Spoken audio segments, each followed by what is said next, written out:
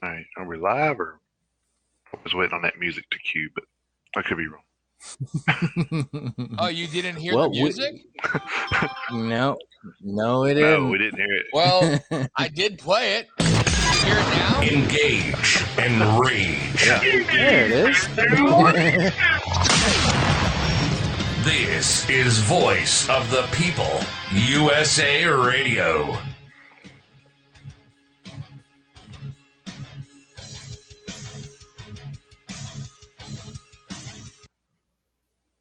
That's pretty similar to the one I was using. Yeah. Good Saturday morning, everyone. It is that time again, and we could not wait for it to get here. Although Yeah. it's not going to be as fun a show as usual. Man. Yeah. Uh, Yeah. We try to keep it light, the entire 2 hours the best we can, but such as the world likes to do from time to time, it kind of kicked us in the teeth collectively as far as the metal world goes. We had a trio of deaths this week in the metal world, and so yeah, there was a lot of not good news that started off the week. Let's see, starting off on Monday, the lead story over at blabbermouth.net lead on Monday. Metal Church singer Mike Howe has died at the age of 55. No cause of death has yet been revealed as of when I first read this story. I'll follow up on that in just a second. The news of Howe's passing was broken by Metal Church in a social media post this evening. The band wrote, "It is with our deepest regrets that we must announce the passing of our brother, our friend, and true legend of heavy metal music. Mike Howe passed away this morning at his home in Eureka, California. We are devastated and at a loss for words. Please respect our privacy and the Howe family's privacy during this most difficult time." Howe, who fronted Metal Church from 1988 until 1994, officially rejoined the band in April of 2015. The reunion between Mike and Metal Church was put into motion in July of 2014 when Mike started working with guitarist Kurt Vanderhoof on a side project Kurt was forming with Nigel Glocker from Saxon. Through these initial conversations, Kurt convinced Mike to ultimately return to Metal Church. The idea was to see if they could recapture some of the magic from the 3 albums Metal Church released in the late 1980s, The Human Factor, Blessing in Disguise, and Hanging in the Balance. Out of those sessions, 2016's 11 was born and captured the sound that made the band fan favorites in the 80s and mixed it with a new invigorated sound.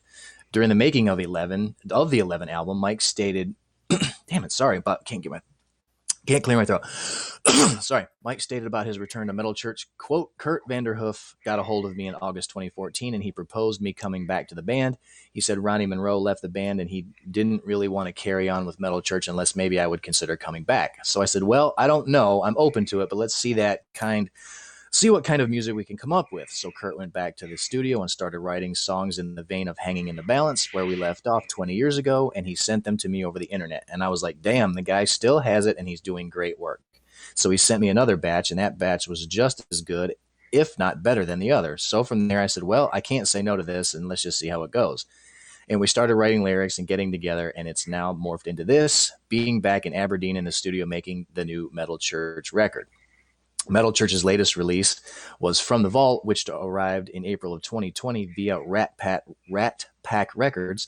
The effort was a special edition compilation album that featured 14 previously unreleased songs from the Howe era, including 4 newly recorded studio tracks, among them a redux of the band's fan favorite classic, Conductor. So to follow up on that, yesterday, July 3rd, according to TMZ, Metal Church singer Mike, the cause of death was determined to be due to asphyxia due to singing. A spokesperson for the Humboldt County Sheriff's Department told the site authorities are calling it a suicide. Cops got a call Monday morning, July 26th, just after 10 a.m. in Eureka, California, reporting an unexpected death at a home. By the time deputies arrived, they found the 55-year-old dead at the scene. So, not sure what any underlying causes would have been for Mike Howe to take his own life. Not sure what he had going on in his life, at the time. So regardless of what that may have been, we will, as far as any further details go, we may report them if they come out. We may not, in respecting the family's wishes for as much privacy as possible. So, so that was unfortunately death number 1 of this week. So, just when you didn't think you'd get any more kind of a bummer, this one was kind of I don't know about you, Jason, but I'm sure you probably feel this way, but this one was probably a little bit more of a shock and maybe a lot more of a bummer. But on Tuesday, we got the word that former Slipknot drummer Joey Jordison passed away. He died at the age of 46. The news of his passing was broken in a statement from his family. The statement reads, quote, "We are heartbroken to share the news that Joey Jordison, prolific drummer, musician, and artist, passed away peacefully in his sleep on July 26, 2021. He was 46 years old. Joey's death has left us with empty hearts and feelings of indescribable sorrow. To those that knew Joey, understood his quick wit, his gentle personality, giant heart, and his love for all things family and music. The family of Joey have asked that friends, fans, and media understandably respect our need for privacy and peace at this incredibly difficult time. The family will hold a private funeral service and asks the media and public to respect their wishes." According to TMZ, Joey's family said that they will hold a private funeral service for him, but it's unclear when that will happen. Slipknot announced it split with Jordison in December 2013, but did not disclose the reasons for his exit. The drummer subsequently issued a statement saying that he did not quit the group. Several years ago, Jordison overcame the neurological condition acute transverse myelitis, an inflammation of the spinal cord which damages nerve fibers, which ultimately led to the drummer temporarily losing the use of his legs. Jordison and the members of Slipknot had been silent and evasive about the reasons for his dismissal from the band, but Joey finally spoke about it in 2016 while accepting an award at the Metal Hammer Golden Gods Awards in London, England. At the time, Joey claimed that he was fired from Slipknot without a band meeting or, quote, anything from management, end quote. He said, "All I got was a stupid fucking email saying I was out of the band and that I busted my ass my whole life to fucking create. That's exactly what happened, and it was hurtful. I didn't deserve that shit after what I'd done and everything I'd been through. They got confused about my health issues, and obviously even I didn't know what it was at first," he continued. "They thought I was fucked up on drugs, which I wasn't at all. I've been through so many things with those guys, and I love them very much. What's hurtful is the way it went down was not fucking right. That's all I want to say. The way they did it was fucking cowardly. It was fucked up."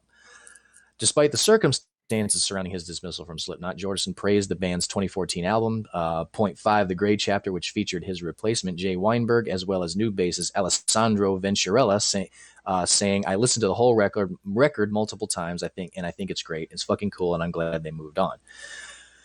So, again, no official cause of death for Joey Jordison, but considering that he recovered from the transverse myelitis a few years ago, he was able to get back in playing, so that was good. But I don't know if there were any complications from that. Who knows what that might have been? So, if we find out, we'll pass that along to you guys.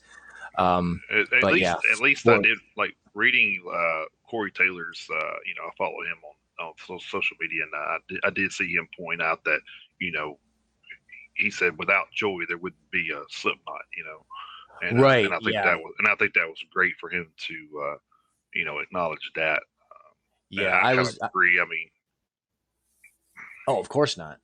Yeah, I totally agree with that statement, and I saw I'm gonna post this to the Metalheads Unite Facebook page later on this morning. I actually saw where Slipknot had released their official statement and everything, talking about exactly what you were talking about. I read the same thing this morning, and they had posted a tribute video, and I'm gonna put that on the Facebook page this morning. I think it was about 8.5 minutes long, so I'm gonna post that for everybody to check out. But there's been no shortage of stories to Joey.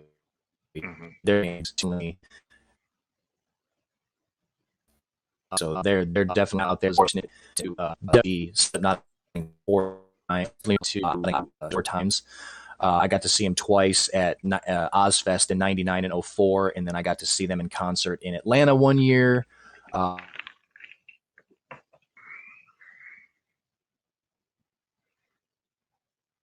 in Atlanta.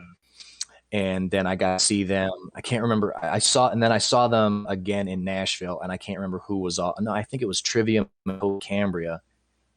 Yeah, I think that's who was on the bill at that show. So fortunately, I was able to see Slipknot 4 times, and if I remember correctly, all 4 shows were with Joey Jordison. So this would have been a few years ago since that show. And I posted a video of it the other day. I think it was either Tuesday night, the night that I first found out, or it was Wednesday morning. I posted a video of Joey's drum solo. Yeah. Where he was up on that elevated platform that turned and tilted forward and all that shit. So I posted a video of that. I actually got to see that at the Atlanta show, and it was pretty damn cool. Probably one of the coolest things I've seen at a live show. Probably not as cool as Tommy Lee's, what do you call it? His roller coaster rig that he had that one, on that one tour way back in the day. But I think it was during the I don't remember if it was Girls or the one after that. It may have been I thought it was Girls. Yeah. But yeah, it may. I'd have to look that up. But so it may not have. So Joey's rig may not have been as cool as Tommy Lee's, but as far as seeing it live in concert, that was probably the coolest thing I've seen live in concert. I didn't get a chance to see Tommy Lee play that rig live. So shout out to Joey for that. He was an amazing talent, and he will he's got a legacy that will live on for sure. So yeah. And then just to wrap this up real quick, so we can.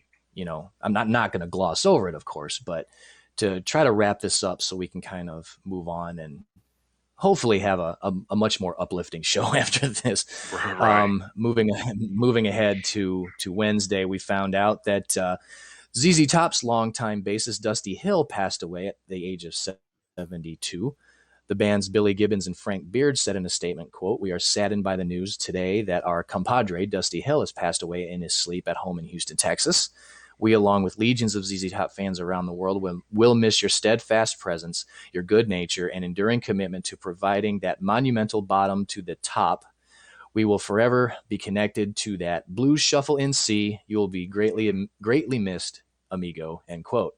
ZZ Top played without Hill last Friday night, July 23rd, at the Village Commons in New Lenox, Illinois, after he was forced to return to Texas to address a hip issue. Filling in for him at the gig was longtime guitar tech Elwood Francis. On July 21st, ZZ Top canceled its concert in Evansville, Indiana, because of a quote-unquote health issue within the band, according to local news outlet Evansville Courier and Press. ZZ Top kicked off its latest tour less than 2 weeks ago in Manchester, Iowa.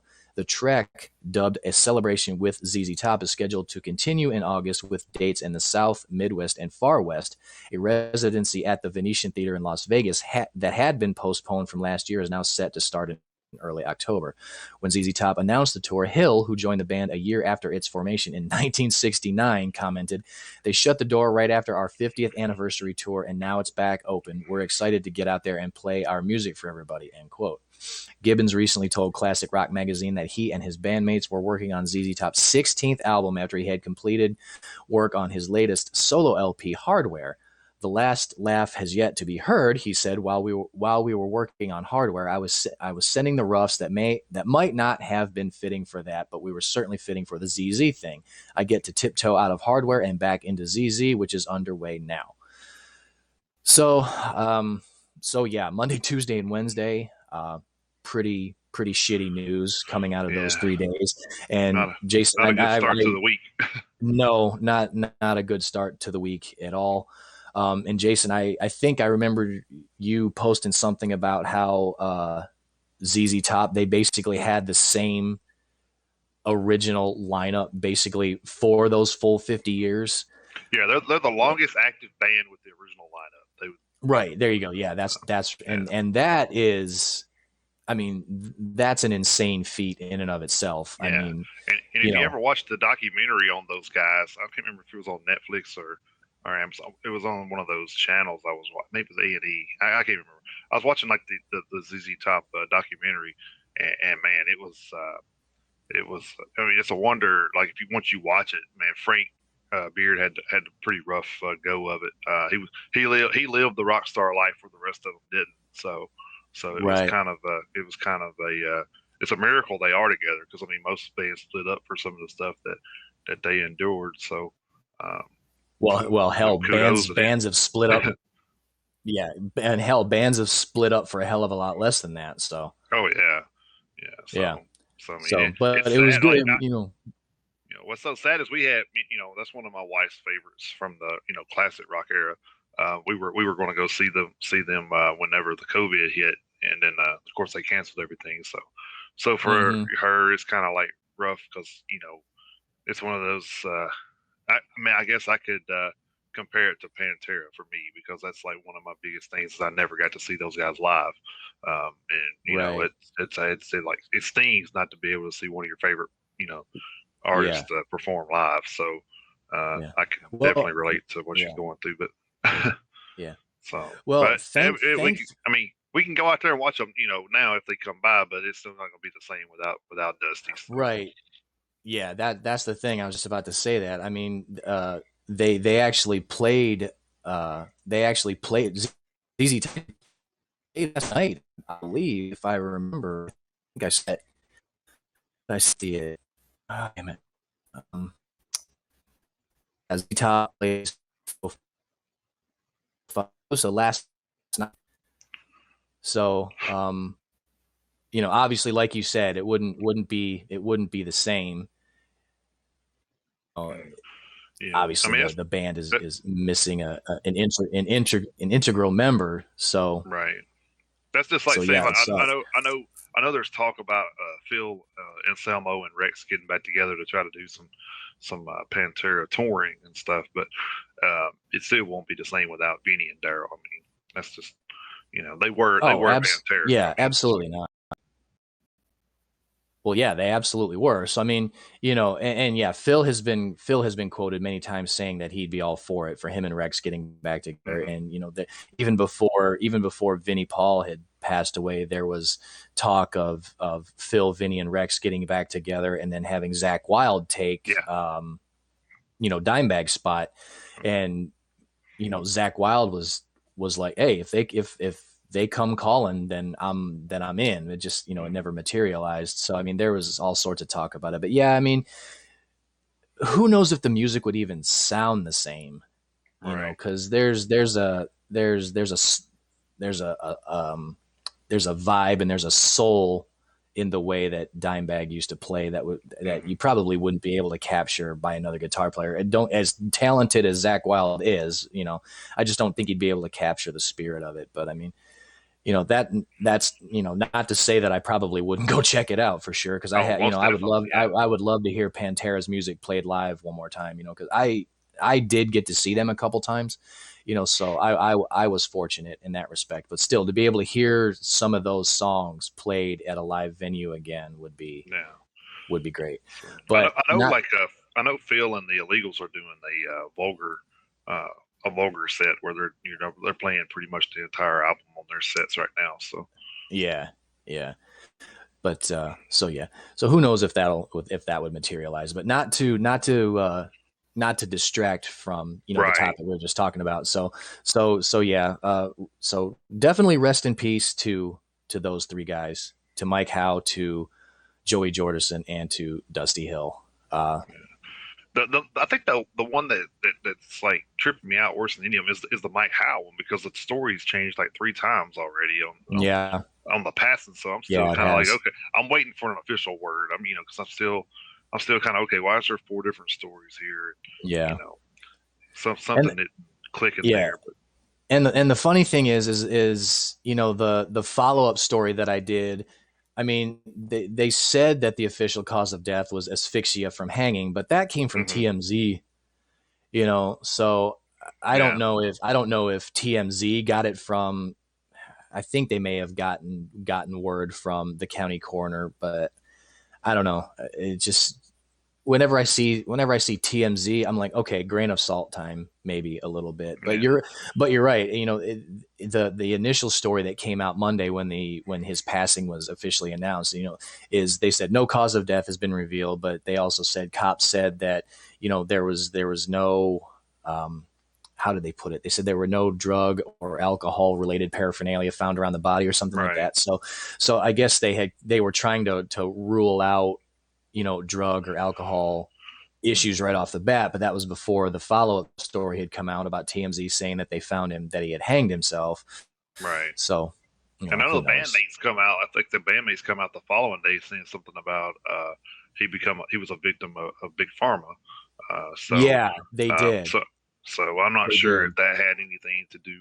So people don't understand. Like you know, they were giving them shit about that. People were like, "Oh, well, you're trying to push your political status and over a death." And I don't agree with that because people need to understand that the people that are suffering from what big pharma's putting out there can easily slide into the suicidal tendencies. So, um, Well, yeah, with the so I amount of mean, that kind of can go hand in hand. So, yeah, I mean, the two may have not been directly related, but with, you know, right, the amount of, you know, medicines and all these pills that some of these doctors try to push on some of these guys. I mean, it can be a slippery slope, and the after effects can lead to stuff like that. You know, it does happen. So, but yeah, I did see that story where they came out and said that, and I think I think that story came out Wednesday, and I think Thursday they kind of yeah, retracted, yeah, posted a retraction. So it's been, of course, it's been a hell of a week for those guys. yeah,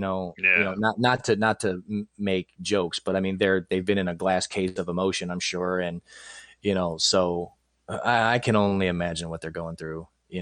So maybe went about it maybe a little bit of the wrong way, but you know, that's kind of to be expected when you lose a friend like that, and at only 55 years old.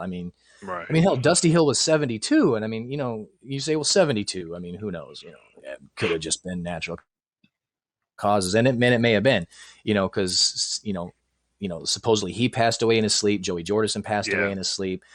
Yeah, And the Joey Jordison one kind of like hits home more for me. I guess because he's more my age, so right, it's kind of yeah, you know.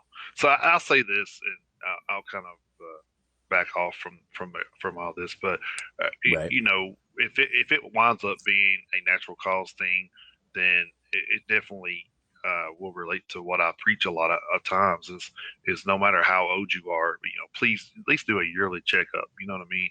You need to make sure mm-hmm. everything's running and doing what it's supposed to do. And I, I don't know. I guess I do it more because my dad's side of the family has a lot of heart issues. I don't have anything going on. I mean, I'm usually pretty active, and I don't do any. I don't smoke. I don't do much. I do casually drink, but it's nothing like. I don't throw back a 12 pack or go out and do 10 Long Island teas anymore. Yeah. Yeah. But, I mean, hell, when we're sitting outside around the fire, I might see you nurse a beer or two, but yeah, it's very rare. So yeah, so I mean, I try to take care of myself, and that doesn't mean that I go and work out 6 days a week. That's not what I mean. I just mean I try to, eat, eat pretty healthy, and I try to keep it a little active and mm-hmm. Keep everything kind of moving like it's supposed to. So, right. Yeah. But you think about just amazing to me that this ZZ Top in their 70s are out there on the road doing their thing, and I mean hell, Alice Cooper, same thing. So, right. Yeah. I'm actually just bought tickets to go see them. Yeah, I'm probably gonna snag a pair of those later today. Yeah, or yeah. Well, tomorrow too. It's not a bad deal. So, hell if no, you don't know $20. Shit. Yeah, if you guys don't know what we're talking about, Live Nation's doing a special on certain shows now, not everywhere, but certain shows to certain artists. They're doing $20 seats for I think Alice Cooper. They got some shows for Priest, and the Priest show didn't have the Nashville date on it. It had the I think Atlanta date was the closest one to us, but okay. Yeah, but that's to me, if I'm going to see someone like that I'm really into, I want to be a little closer anyway. Right. If I was going to see, just say Five Finger or In This Moment or somewhere, somebody I've seen a dozen times came out and $20 seats, and I'm like, yeah, I'll go watch them and sit in the nosebleeds because I've been there, I've been up on them, so so I mean, it's just one of those things. But yeah, if you are interested in any cheap seats, I guess you can go over to Live Nation, and they got a list of artists and venues there. So yeah, go take advantage of the cheap seats while you can, because I guarantee you this is probably as far as Live Nation goes, this is probably a one-time thing. Yeah, they do this. They do this once a year, I think. And do they? Okay. Yeah, and it's usually just a weekend type deal. It's usually like two, 3 days. Oh, okay. Actually, I think it's Friday, Saturday, and Sunday. So. All right. Okay. Well, yeah. You guys go take advantage of that deal. Go see a show. Go get out and go see a show. Yeah. And go support these guys. They've been on lockdown too. So yeah, exactly. They're getting out, so everybody else should get out and go see them. So, all right. So I'm gonna try to move over to some more enlightening news, I guess. Yeah. Let's please let's do that. Yes. Yeah. I'm gonna shoot this one over from Blabbermouth. German Thrashers Destruction performed without founding guitarist Mike Siffinger on July 16th at the Area 53 Festival in Leoben, Austria. Earlier Friday, July 30th, Destruction frontman Schmeier took to his Facebook page to address questions about Mike's absence, writing, quote, "I have received several messages while we have played with a different guitarist in Austria at Area 53 Festival, and I understand your concern. As much as I know, Mike is doing okay. Thanks for writing and asking." He then clarified, "Well, he is not really answering my emails. Communication is difficult at this point, so I'm not sure how he is doing. There was a problem that led to the decision to carry on without him for now, and there will be a statement in August explaining the situation. I am in this weird situation to lead and the band in difficult COVID times, and we have been very productive and have already recorded the new album and are fully confident and ready for the festivals coming up. Please understand that this is a super difficult situation for me, and we will release a statement when all things are sorted and cleared. Planned is for August 19th for the official statement. Nevertheless, Destruction will continue to thrash till death. Sorry about these uncomfortable news. It was not my decision. He decided to leave the band. Please stay tuned for the official statement ASAP." So, Destruction fans, you might have a new guitarist to praise, I guess. So, I don't know how you would say that. But, I mean, I just like, I don't know much about Destruction. I know a few songs. I don't really follow them like I do a lot of bands. But yeah, so I don't really know the guys that personally to know,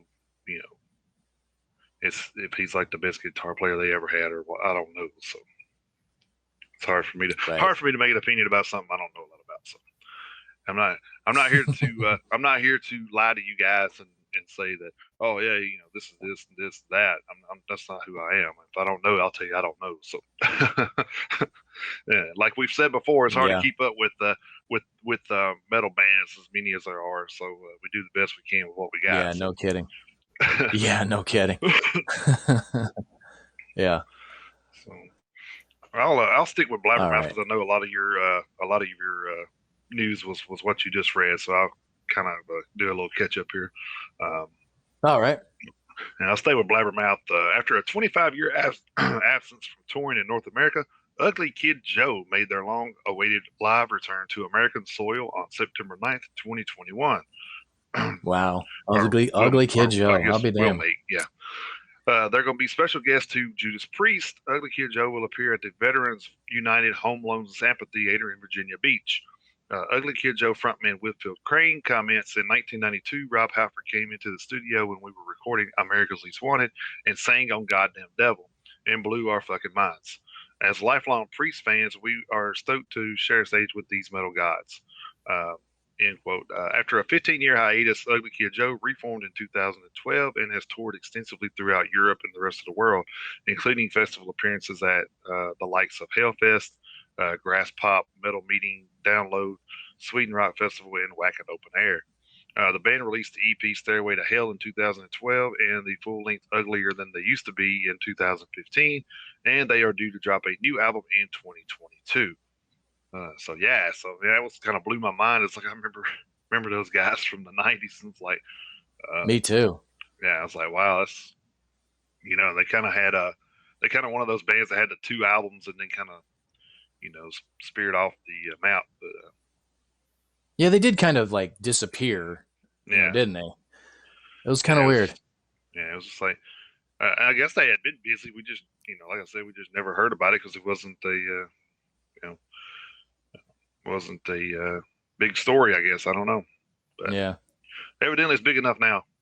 Yeah. Well, I mean, hell, it's good to. Well, how long? How long did you say? I know you said how. It how was long? 25-year absence from touring in North America. So they have done some stuff in Europe, but they have not been in North America in 25 years. So. Damn, that's crazy, man. That is crazy. So they did a 15-year hiatus of music in general. Then they come back, reformed in 2012. And then they started touring, and then they made the EP and then the full-length album Uglier Than They Used to Be, which now I want to check that out because right. Yeah. Other Kid Joe was one of those fun bands, I guess. They had some pretty comedic videos, and so congrats to them. Glad they're still able to be around and do their thing, Yeah. Welcome back. Absolutely, welcome back. All right. Well, let's see. I'm gonna move over to Metal Injection for a second. I do have another blabbermouth story, but I'm gonna move on over to metalinjection.net for a minute, because here's a story that we reported on previously, but this one has turned out to be heading in the right direction. So that's good. I wanted to report an update on this one because happy ending after all. Exodus drummer Tom Hunting recently underwent a full gastrectomy to remove the cancerous gastric tumors discovered earlier this year. Upon completion of that surgery, guitarist Gary Holt said Hunting was cancer-free and was doing extremely well. While the latter half of that is true, Hunting clarified in a new Instagram post that he's not exactly out of the woods yet and still has some chemotherapy left to finish. Quote, I just wanted to thank everyone for taking part in the Blind Illusion show. I'm blown away by all the love and support from everyone in this community. It really propels me in this fight. So I had a full gastrectomy on July 12th. I've been healing up good, relearning my relationship with food, more spaced out, lots of proteins, etc. The science of all this continues to blow my mind on a daily basis. Like, how can someone be out walking around 2 weeks after surgery? Haha. Anyway, I'm super thankful. I've learned that so many people don't even get a surgical option. The doctors had a good plan. They went in and they've told me they got it all. Fuck yes, sounds good to me. But it's presumptuous to say cancer-free at this point. I really hope to make that statement myself soon down the road, but let's not jinx it. I'm still in the middle of this fight. The hardest part is over, with still 4 outro chemo treatments pending. After that, I'll have another scan that'll hopefully show that cancer's ass has been evicted from my body and kicked down the road. I can't wait to see you all soon and play some of the new Exodus music live. Much love. So I thought that was definitely worth sending along as an update, that his surgery went well and that he's feeling a lot better. So yeah, hopefully, like he said, hopefully we'll have one more follow-up to let everybody know that he is officially 100% cancer-free. And then, hopefully not too long after that, I think they pushed the new album back to, I think it was November. So the new album Persona Non Grata is coming out.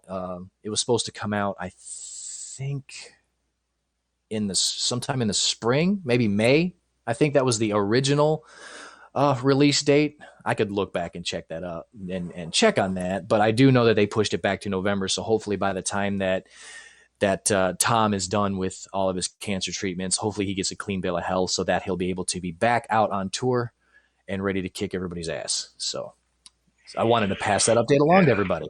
So that's some awesome good news. Yeah, some good news on top of everything else we were handed this week. Yeah. So we definitely needed something to raise our spirits, that's for sure. So. Yeah, exactly. Yeah. Well, I'm going to stick with Metal Injection since you're already over there. So, All right. Autopsy recently split with their bassist Joe Trevisano, who played with the band for the past 11 years. Autopsy vowed to continue on with a new bassist, and now we know who that will be. The band has now announced that Greg Wilkinson from Brain Oil and Leather Glove as their new four-stringer, who you might know from the aforementioned bands or as the owner of Earhammer Studios. Greg Wilkinson is confirmed as the madman to provide the four-string thunder for Autopsy. He's a good bud of ours, and we are well acquainted with his crushing musical skills. We know you're going to be as stoked as with our choice as we are. Give him a nice big welcome, will you? It's got a little quote here. It says, "Below is part is the part where if you don't know about Greg, we will tell you all the stuff he's done as a studio engineer and musician." He's the owner engineer of Earhammer Studios in Oakland, California, known for producing local bands like High on Fire, Autopsy, Necrot, Mortuous, Vastum, Althar, Violation Wound, as well as non-local international bands like Undergang, Phrenolith, and Hyperdontia, Withered, etc. So the guy's got some time under his belt, so I think that'll probably be I'm not real familiar with Autopsy. Like I said, it's another one of those bands where there's a song or two that I'm good with, and then I guess I don't study their catalog, I guess is how I should put it. Right. Yeah. So yeah. So I guess that would be a good fit for them. I know a good bass player. It always goes back to that story I remember where the chick tried to sue the band for sleeping with the bass player, saying he wasn't really a member. so I always God. So I always think every time we talk about bass players, I always think about that, and I'm just like, no, bass players are definitely a part of the band. I mean, yeah, they absolutely are. In some bands, the biggest part, just ask Billy Sheehan. So, right. I'm gonna stick with Metal Injection on this quick little story here. Every Time I Die is now renting out the house they used to live in as a band. The house is in Buffalo, New York, and has been completely remodeled. Because you probably don't want to stay in the exact same house as the band used to live in. The house is available for rent now on Airbnb and features a mural painted by hand by the band guitarist Jordan Buckley. There's also still some vomit stains on the wall. I'm just kidding. It doesn't say that. But I bet there are. There probably is. But and the house is where Every Time I Die wrote the 2000 record "Hot Damn," which is pretty cool. You can, if you want to check it out, you can go see some pictures over at Metal Injection. They have a couple of pictures there. That's pretty cool. Unfortunately, probably jacked the rent up just because of the provenance. Just because they owed, and then the mural that the guy painted on the wall. So yeah, so that probably has some increased value. Yeah, or perceived value. Yeah. Of course, where did you say the house was? Was it in California? No, it says Buffalo, New York. So. Buffalo, New York. I don't know why the hell I thought you said California. Yeah. Well, the story before that was in Oakland. Yeah. So. Oh, that may be why. That's probably That may be why. Yeah. Yeah, Buffalo. Jesus Christ. Yeah, wait till the 3 feet of lake effect snow show up during the winter. Yeah. Jesus. God, I don't know what would be. I don't know what would be when worse. they wrote their best music, they had to be stuck in there together. Right. Yeah, they were snowed in. Yeah. I wouldn't doubt it. Right. Yeah. But yeah, I mean that'd be kind of cool to say, yeah, I live here and these guys lived here. Yeah, so that'd be kind of neat. So it's an Airbnb rental. So I don't think it's a rental. It's like for Airbnb. So right, to be able to stay there while you're visiting. Yeah. Now see that I'd probably do that. Like if I was up there for a week, I'd probably do that. Yeah. Those are usually cheaper than hotels anyway. So. Well, yeah. I mean, we've done a few of those on some trips we've taken. It's a little more comfortable. It can be. So yeah, if you do some research and you find the right place, yeah. So, but yeah, that would be pretty cool to check out. All right, I am going to actually go back to Blabbermouth here for just a second. I need to. I'm sorry, Chris. I need to interrupt just for a second because I know Dan's listening on here. I'm already getting feedback from people from Facebook saying that they can't watch the video on Facebook. So, So yeah, and it's like this kind of went on with Dan and him show the other night. I was messaging him and I was like, "Hey man," I said, you know, where me and you shared the show on Facebook. When you go back and look, it says content not available." So, man. Yeah, so I don't know what the hell's going on with that, but it's a little ridiculous. But good Lord. I always thought, well, maybe it's just because they did the politics side, but no, I guess it's just because we got VOP on our name, I guess. But could be, it could be. Yeah, but then they had like the part where I actually went on to Haps and then tried to comment. It wouldn't let me. I'm just like, what the fuck? Oh, good God, man! I guarantee you, I guarantee you that Dan he's itching for the new rollout. I know he is. Yeah. I know he is. I mean, I'm ready to. So yeah, I am too. Yeah, but good Lord, I know this is something he's been looking forward to for a long time. We all are, but I know he's dying. I know he's dying for it. Yeah, and not to intrude on our news here, but if you haven't heard, the platform has been picked up by Roku, Fire TV, and Apple TV, and that's something that we're working on transferring over to. I mean, we're still going to be on these platforms as well, I believe, but I think that's going to be like the biggest thing that we're going to try to focus on. So I think that's going to be coming somewhere in the near future, in the next month or so. So just hang with us, and we'll let you know as soon as we know. So. Yeah, I think he said by the end of August the rollout's going to happen, and then when it does, I mean, you would basically almost literally be able to find us anywhere. Right. Yeah. And I'm not pretty much on demand. So yeah, and I'm it's not really an exaggeration. Once the new rollout happens, you'll be able to pretty much find us almost anywhere. Yeah. You know, we'll even be on your TV. Which I'm looking forward to. That may be a little bit more my comfort zone anyway. So, right, yeah, yeah. All right, but definitely not to digress. Right. Yeah, moving back over to Blabbermouth. Oh no, hey, we're plugging our own show, man. We're plugging our own show. That's true. All right, moving back over to blabbermouth.net for a minute. Wendy Dio, wife and longtime manager of Ronnie James Dio, has confirmed that there are about 3 songs from the legendary heavy metal singer that may eventually see the light of day. Ronnie James Dio, best known for his work with Black Sabbath, Rainbow, and Dio, died of stomach cancer 11 years ago at the age of 67. During a brand new interview with Live Signing to promote Ronnie's just-released memoir, Rainbow in the Dark, the autobiography, Wendy was asked if any unreleased Dio material may one day be made available to the public. She responded, as transcribed by blabbermouth.net, quote, "Actually, there are about 3 songs that Ronnie was working on a song with former Dio and Rainbow bassist Jimmy Bain before Jimmy passed away. That was one. Craig Goldie, former Dio guitarist, were working together on a song. They were working on some material and stuff, and it got pushed to the side. And I think the last thing Ronnie was working on was with former Dio guitarist Doug Aldrich, and they were working on a song. All things are in a vault," she explained. "I have to go into the vault. We are taking the necessary steps. We are having it all itemized and categorized." And Wyn Davis, who was Ronnie's engineer, who loved Ronnie to death, and Ronnie loved working with him.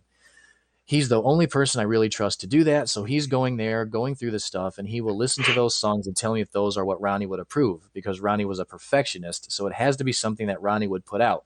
We're not going to shove something out because it's got Ronnie's name on it. That's not what Ronnie would want, and I would never do that to Ronnie. But if the lyrics are there and Ronnie sang the parts, we can always have the band go in and play the music, but we have to make sure that it's sung properly.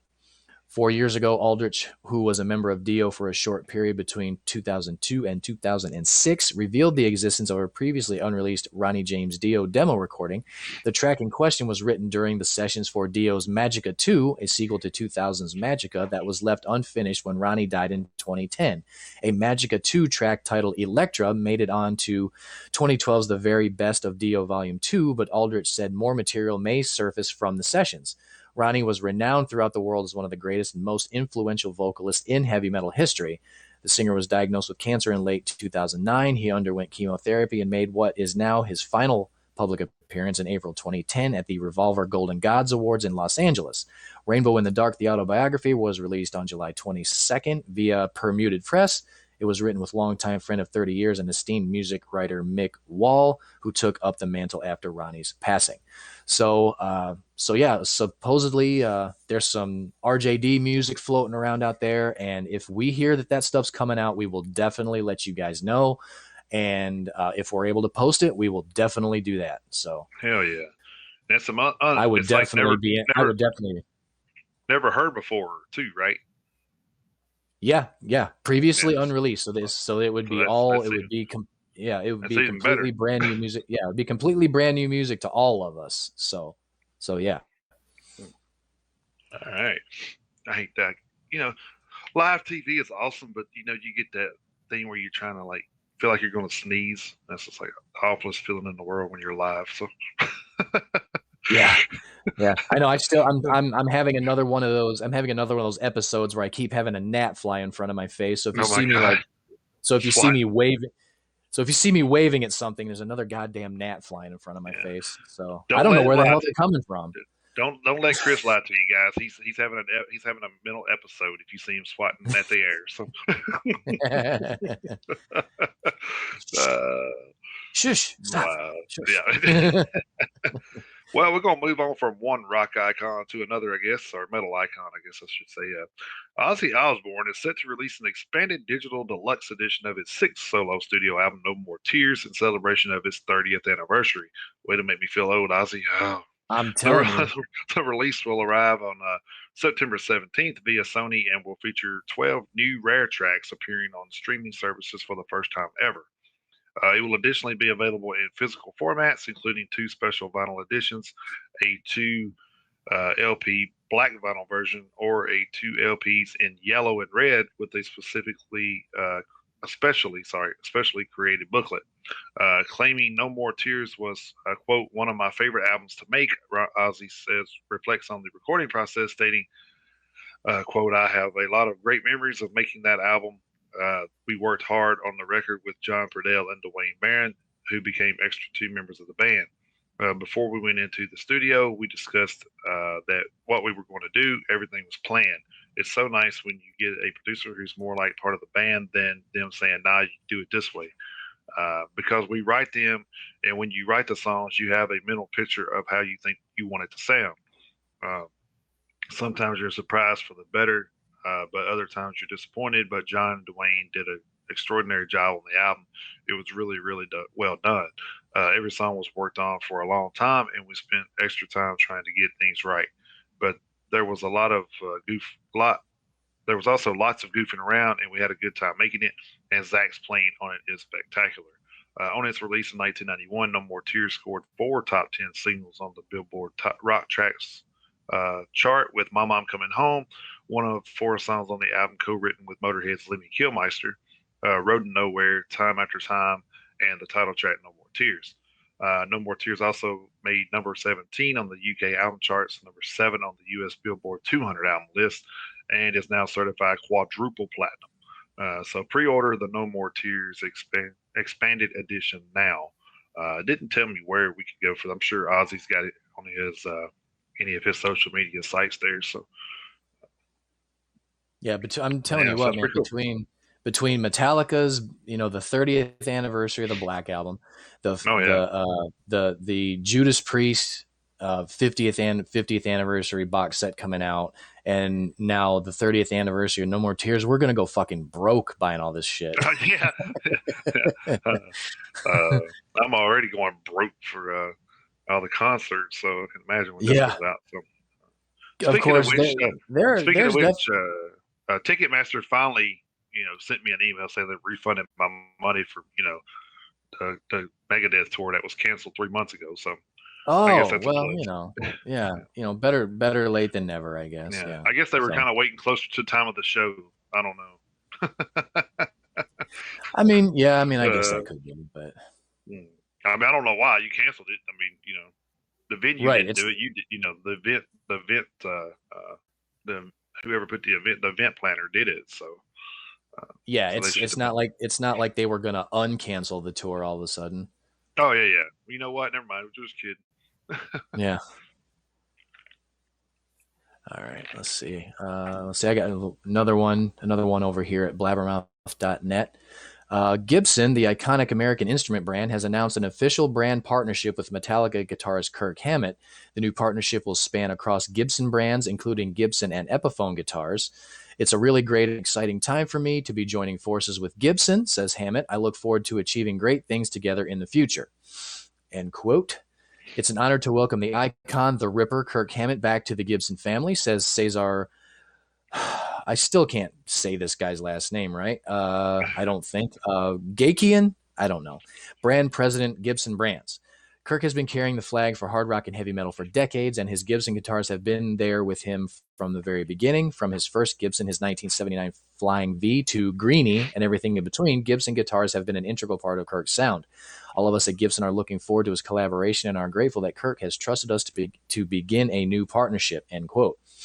Born in San Francisco in November 1962, Hammett quickly found himself obsessed with watching monster movies and reading books and comics. Transitioning through his teenage years meant taking up a guitar and teaching himself how to play by ear for hours on end. In 1979, Hammett named and founded the metal band Exodus. I did not know that. I did not know that. I didn't know he founded it. That's crazy. And I didn't either. Founded and named the band. I did not know that. Wow. I mean, I knew he played in it, but I didn't know he founded it. That's right. Cool. Yeah, I didn't know that.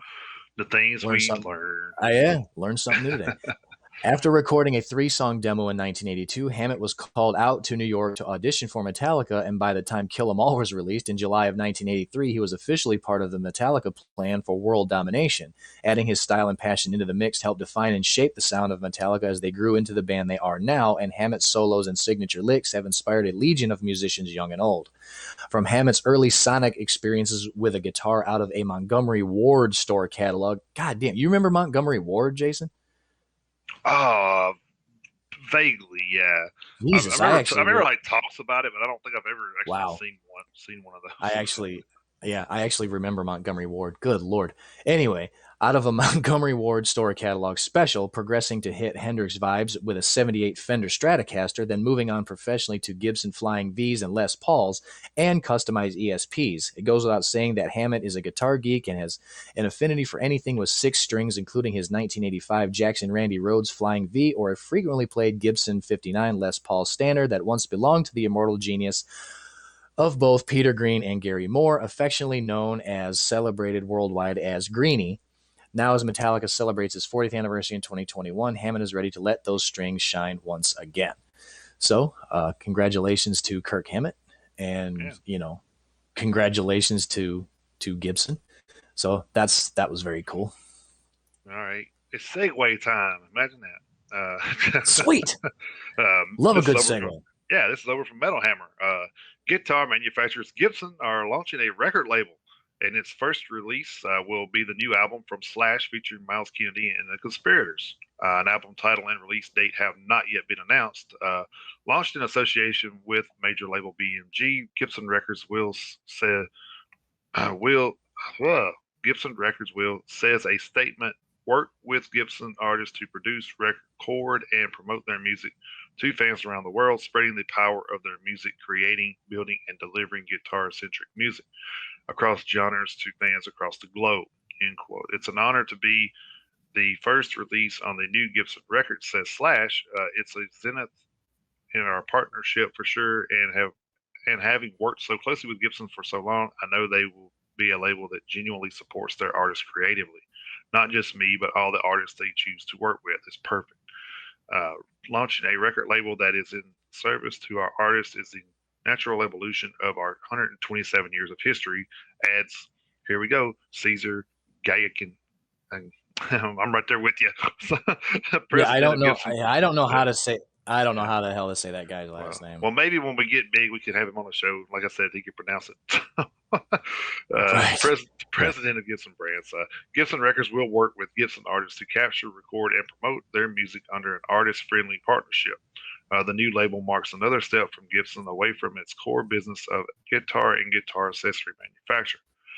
Last month, the company opened an 8,000 square foot mega store, the Gibson Garage in Nashville, while in January they launched an augmented reality guitar instruction app. So, man, they've been pretty busy during this this little time of lockdowns and stuff. Mm-hmm. So I guess that's what you got to do, though. Yeah. All right. So moving Yeah, you gotta find something to keep yourself from going crazy for sure. Right. So I skipped one story just so I could segue off of yours. So Sweet. Yeah, that's totally fine. Yeah, staying over at Metal Hammer, this one's kind of interesting. Once again, Metal has combined its mighty forces with the power of the internet, and the results are hours of riveting entertainment. In a new TikTok, Metal fan Larry Helton takes viewers on a trip to his local supermarket as he lists items that we can only assume he's planning on buying as part of his weekly shop. And by list, we actually mean his brutal screams in true metalhead fashion. Captioning his domestic escapade, buying groceries metal edition, Helton storms the shop as he screams out for Doritos and coffee, macaroni and cheese, and 2% milk, and much more. And if one paltry video isn't enough for you, fear not, Helton has continued his series with more metal editions of trips to supermarkets. The one that really slapped a smile on our faces, though, is his metal fruit and veggies video, where he films the reaction of people witnessing his screams in the store. Spoiler alert, they do not look happy. Oh, wow. Which makes me happy. I haven't looked at any of those yet, but I got to go check that out. Oh, I'm definitely going to go check those out. That sounds hilarious. So yeah. All right. Reminds me of that. It reminds me of that episode of Metalocalypse where the band goes to the grocery store. Oh yeah, that's right. Yeah. And they show up. They're all standing there in the grocery store, and Toki's like, "Oh, what's this place called?" And Squizzer's like, "I believe it's called Food Library." Food Library, yeah. They're all walking around the store, and at one point, Nathan Explosion gets on the grocery store, the PA system, and starts screaming shit into the phone. It says, like, price check, clean up on aisle 6, rotten body landslide. I can't wait till they it's do hilarious. That. Yeah, me too. I'm so looking forward to that, but that's what that reminded me of, that episode. So yeah, I'll definitely check that out. That'll be good. It may post a few of those to the Metalheads Unite Facebook page too. The funniest ones, so everyone can partake that. And speaking of the Metalheads Unite Facebook page, we are actually we've gotten kind of a surge in membership here lately. It took us a while to get to 200 members. But over the last couple of weeks, we've gotten up to, I think we're 220 or 222 or something. So yeah, sorry, actually, we've gotten a little bit of a surge over the past couple of weeks. So that's been cool, and we appreciate everybody who wanted to come by and become members of the Facebook group. So that's very cool. We greatly appreciate that. So, right, let's see what else does the heavy metal news world have for us. I should have done this earlier. I missed an opportunity to do a segue. So I feel kind of bad about that. But over at still with blabbermouth.net, the latest addition to the ever-expanding range from UK independent publisher Rock and Roll Coloring has been announced. A brand new official coloring book from Alice Cooper, shock rock's most enduring and beloved icon, featuring iconic artwork and instantly recognizable images, all printed on high-quality paper in a square format, fully endorsed and officially licensed. These amazing designs have the potential for hours of satisfying coloring in. The book encourages you to raise your fist and yell in celebration of Alice Cooper's spine-tingling legacy, letting your imagination run riot as you create your own personalized versions of your favorite designs. The book contains painstakingly created renderings of each image with detailed outlines ready for you to unleash your artistic skills using pens, pencils, or paint, including artwork from classic tour and shirt designs and album sleeves spanning his 50-year-plus career. Let your imagination run wild and add your own interpretations of these classic images, or simply recreate them as closely as you can to the originals. Whatever you decide, the satisfaction of adding your personal touch to these classic designs is extremely rewarding. Devised and created by two lifelong rock and heavy metal devotees and coloring book fans, Rock and Roll Coloring was formed by fans for fans. Every effort has gone into making sure these books do justice to the legacy of Alice Cooper with his approval. Coloring has proven significant mental health benefits, including mindfulness, relaxation, and increased focus, and can be enjoyed by any age group. These books provide hours of creative and restful activity that combines the love of the music with the love of the art. The Alice Cooper books follows on from the previous Rock and Roll Coloring releases from Motorhead, Judas Priest, Thin Lizzy, and Megadeth. The book is published on August 22nd, 2021, available for worldwide shipping, and can be previously pre-ordered via iSore merch. So get out there and color you some Alice Cooper stuff. Yeah. Just don't listen to metal while you're doing it. It's hard to stay on the lines. But... yeah. You're like, oh, shit. And over to Kerrang for one story here. Suffolk extreme metal legends Cradle of Filth have just shared details of their upcoming 13th album, Existence is Futile, the follow-up to 2017's Cryptoriana. There we go. The Seductiveness of Decay is due out on October 22nd, with Danny Filth explaining that it is about damn, I cannot talk today. Existentialism, existential dread and fear of the unknown. Oh my God. The frontman continues this coincidentally timely subject matter. The concept wasn't created by the pandemic. We'd written it long before that began, but the pandemic is the tip of the cotton bud as far as the way the world is headed. You know, I guess the title Existence is Futile does sound a little morbid, but again, it's more about recognizing that truth and saying that everything is permitted because nothing really matters, which mimics the occultist Aleister Crowley's maxim. We all know we're going to die, so we might as well indulge life while we possess it. The final track on the album, Us, Dark Invincible, really drives that point home. Also, the artwork for this record was created by Latvian visionary Arthur Burzins. I guess that's how you pronounce it. I have no idea. Who also dressed the last two albums, and that reeks of exceedingly beautiful yet apocalyptic too. Existence is Futile was created at Grindstone Studios in Suffolk with Scott Adkins from Devilment, Benediction, and Vader. It's 12 tracks long with 2 bonus songs and runs a total time of 54 minutes. Which kind of weird they put Vader in there because I just shared a video from them too. Right. Yeah. I did Cradle of Filth and Vader the same day. Actually, that was pretty. Yeah. It's pretty interesting. So I guess that producer's been a little busy too. Yep. Absolutely.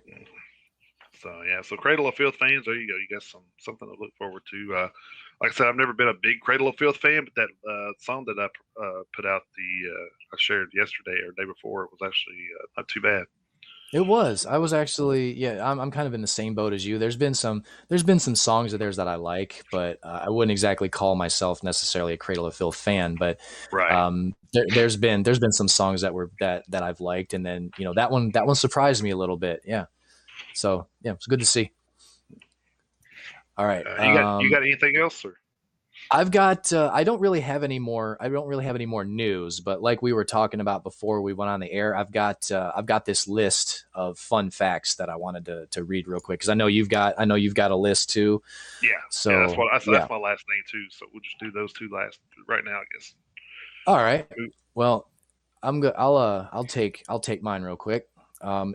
Last but certainly not least, over at metalinjection.net, they have 10 fun facts about Metallica's Kill 'Em All on its 38th anniversary.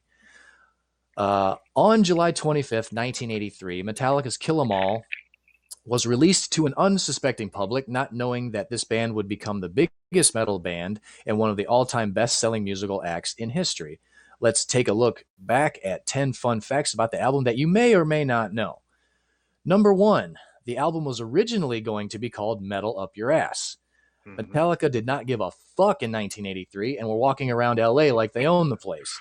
The artwork would feature a hand sticking out of a toilet clutching a dagger. The band's label, Megaforce, urged them to change it after distributors and international labels refused to put out the obscene cover. The design eventually became an iconic Metallica t-shirt, and I've seen that t-shirt. Yeah, that doesn't look fun, that hand with the knife in it coming out of a toilet. I didn't know that was supposed to be the name of the album, but I have seen that t-shirt. Yeah. Let's see. I actually knew that one. Yeah.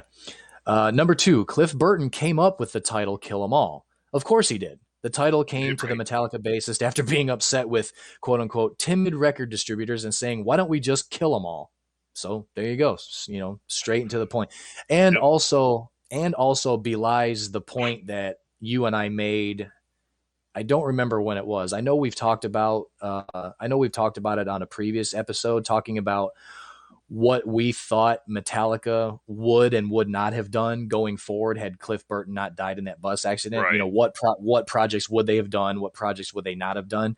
And that quote right there kind of just belies the point. He was kind of, I wouldn't want to say he was a driving force, but he had a lot of influence in the band when he came over. Right. So, it would have been interesting. I could see him a couple of times during their career going, "No, we're not doing that shit." Yeah, exactly. Like, well, how about this? No, and all right. And they definitely wouldn't have left the bass out of Injustice for All. That's for damn sure. Hell no, they wouldn't have. Absolutely not. All right, number 3. This one I knew, and I think a lot of people knew this one anyway. But number 3, Dave Mustaine was kicked out a month before recording. If you haven't seen the Metallica episode of VH1's Behind the Music, you are missing out on one of rock's greatest tales. Original lead guitarist Dave Mustaine had a drinking problem. The band was living in New York rehearsing for their new album when they just about had enough of Mustaine's antics and famously packed his things, bought him a bus ticket, and told him to leave. Mustaine still got songwriting credits on 4 of the tracks on the album: Jump in the Fire, Phantom Lord, Metal Militia, and The Four Horsemen, which was originally titled The Mechanics and actually released under that moniker with Mustaine's next band, Megadeth. So yeah, that one I remember because I actually did see the Behind the Music. So yeah. And then people don't realize that it was because they all drank, but the other 3 guys were the fun, pranky type drunks, and Dave was the fighting type. So when they started drinking him, he wanted to fight. So yeah, he was the polar opposite. So yeah, right. I think they usually don't click well. So. Yeah, and I think and if you haven't seen the Behind the Music, you should check it out, for one. But for 2, I remember they were actually talking about that, and they said that they basically when they decided that they were going to fire him, they basically like it just said, they packed his stuff and told him to leave. But what it was Lars said that they actually woke him up and said he was out of the band, and then said that he had to get down to the bus station in 30 minutes because his bus was about to leave. Right? Yeah. They didn't want any confrontation with Dave. They just say, no, they didn't. No, not at all. I mean, they were like done. So yeah. But moving ahead to 2021, I mean, we got 2 really good bands out of it. So I guess that's turning a frown upside down. But I'm sure Dave Mustaine would probably have a little bit different take on that. But anyway, all right. Number 4, Kirk Hammett had a month to rework Mustaine's solos. After kicking Mustaine to the curb, Kirk Hammett had a week to practice the songs, get his ass to New York, and play shows. Here is Kirk describing his first few weeks in the band in a 2008 interview. Quote, I had a week to learn the songs. At the end of that week, I flew out and I had a week to rehearse with them, and then we started playing shows. Every show just kept on getting better. When it came time to go into the studio, Johnny Z, our manager, said, you have to play Dave's solos. I said I didn't really want to. Then why don't you take the opening to every solo so that people think that they're Dave's solos, and then you can go somewhere else with them, he said. As a 20-year-old kid put in a position like that, you don't want to rock the boat too much, especially being the new kid in town, the fresh guy. So I said, sure, that's exactly what I did. I took the first 4 bars of most of the solos and changed them. When I changed them, it was always for the better, and everyone liked it. Ooh. Shade thrown. Yeah, right. Hammett rewriting Mustaine's solos infuriated Mustaine and caused him to hold a grudge for many years, thinking that Hammett got famous on solos that Mustaine wrote. I can kind of see why he would have thought that. But yeah, a little bit of shade thrown in there by Kirk Hammett. You hear Dave going to say that to my face. No shit, right? Yeah. Damn. Wow. All right. Number 5. Some songs were carryovers from previous bands. Hit the Lights, the first official Metallica song, which initially appeared on the iconic Metal Massacre compilation, was actually a carryover from James Hetfield's first band, Leather Charm. The Mechanics, which became the Four Horsemen, was originally written by Mustaine for his previous band, Panic. Did not know either one of those. And I didn't know that I didn't know that James Hetfield was in a band called Leather Charm. Yeah, I didn't know that either. So I wonder if there's any footage of that, whether it just be pictures or any audio of that. Yeah. That'd be interesting. Yeah, well, hopefully it's not too different sounding. Well, hopefully it's Well, hopefully it's not like Pantera, who had who were glam metal for their first 4 albums, and then when they completely did a 180 when Cowboys from Hell came out. Phil definitely turned that band into a whole different he did. Style. He did, but I think we definitely got to give him props for that. So. Yeah, and I'm sure you remember this, but a lot of people may not know that Phil Anselmo was actually the singer on the 4th glam metal Pantera album. Right. So he didn't show up just for the Cowboys from Hell album. He actually took Terry Glaze's spot on that 4th album before Cowboys from Hell came out. So Phil Anselmo was actually part of Pantera's glam metal days too. I don't know if a lot of people remember that. The more you know. Number 6, and I know you remember this because I remember it back from WCW. Number 6, Seek and Destroy was once used as a wrestling entrance theme as part of the promotion for the WCW wrestling theme movie Ready to Rumble, starring David Arquette. WCW licensed the ripping track and used it as the entrance theme for their most iconic wrestler, Sting, with the additional thunder sound effects added in. You can see Sting's entrance above, and then there's a YouTube video of it, embedded in the story. But yeah, I remember Sting coming out to Metallica for quite a long time, and I thought that was pretty badass. Of course, I like Sting's entrance when he changed over to his Crow character, but when he went from the Crow to the Metallica entrance music, that was still pretty cool too. But that's one I remember, and I'm sure you remember it too. So, yeah. All right, let's see. Number 7, Metallica has sold over 3 million Kill 'Em All records to date. The album was certified triple platinum in 1999 and will no doubt be certified quadruple platinum any day now. Yeah, I did not know it had sold that well, but yeah, I agree with the article. It'll be quadruple platinum before too long. Well, like I said, I think it's like when the Black Album came out, everybody started looking at their back catalog and started buying all that stuff up too. So, right, yeah. All right, let's see. Number 8, Metallica has closed most shows with Seek and Destroy since 2003. If you've gone to a Metallica show in the last decade, chances are swell that the final song of the night would be Seek and Destroy and would most likely involve balloons. The band started this tradition on the 20th anniversary of the album's release. I guess I didn't notice. Yeah, I didn't notice. Yeah. Because we were both at that Metallica show back in Atlanta in what was it, 17 when we went? Yeah, I think it was 17. I didn't. Yeah, I didn't really pay attention to the last song. I guess I'd have to go back and. I guess we could go back and look at the track list and see if they actually did that, but they probably did. Let's see. Number 9. The original band got back together to perform Metal Militia at Metallica's Triple X shows. I don't know if it's actually supposed to be Triple X or if it's supposed to be 30. Oh, it's probably 30th anniversary. Yikes! I had to look for the context there for a second. I was waiting on. I was waiting on. Metallica. I was waiting on a. I was waiting on a segue to Vin Diesel or something.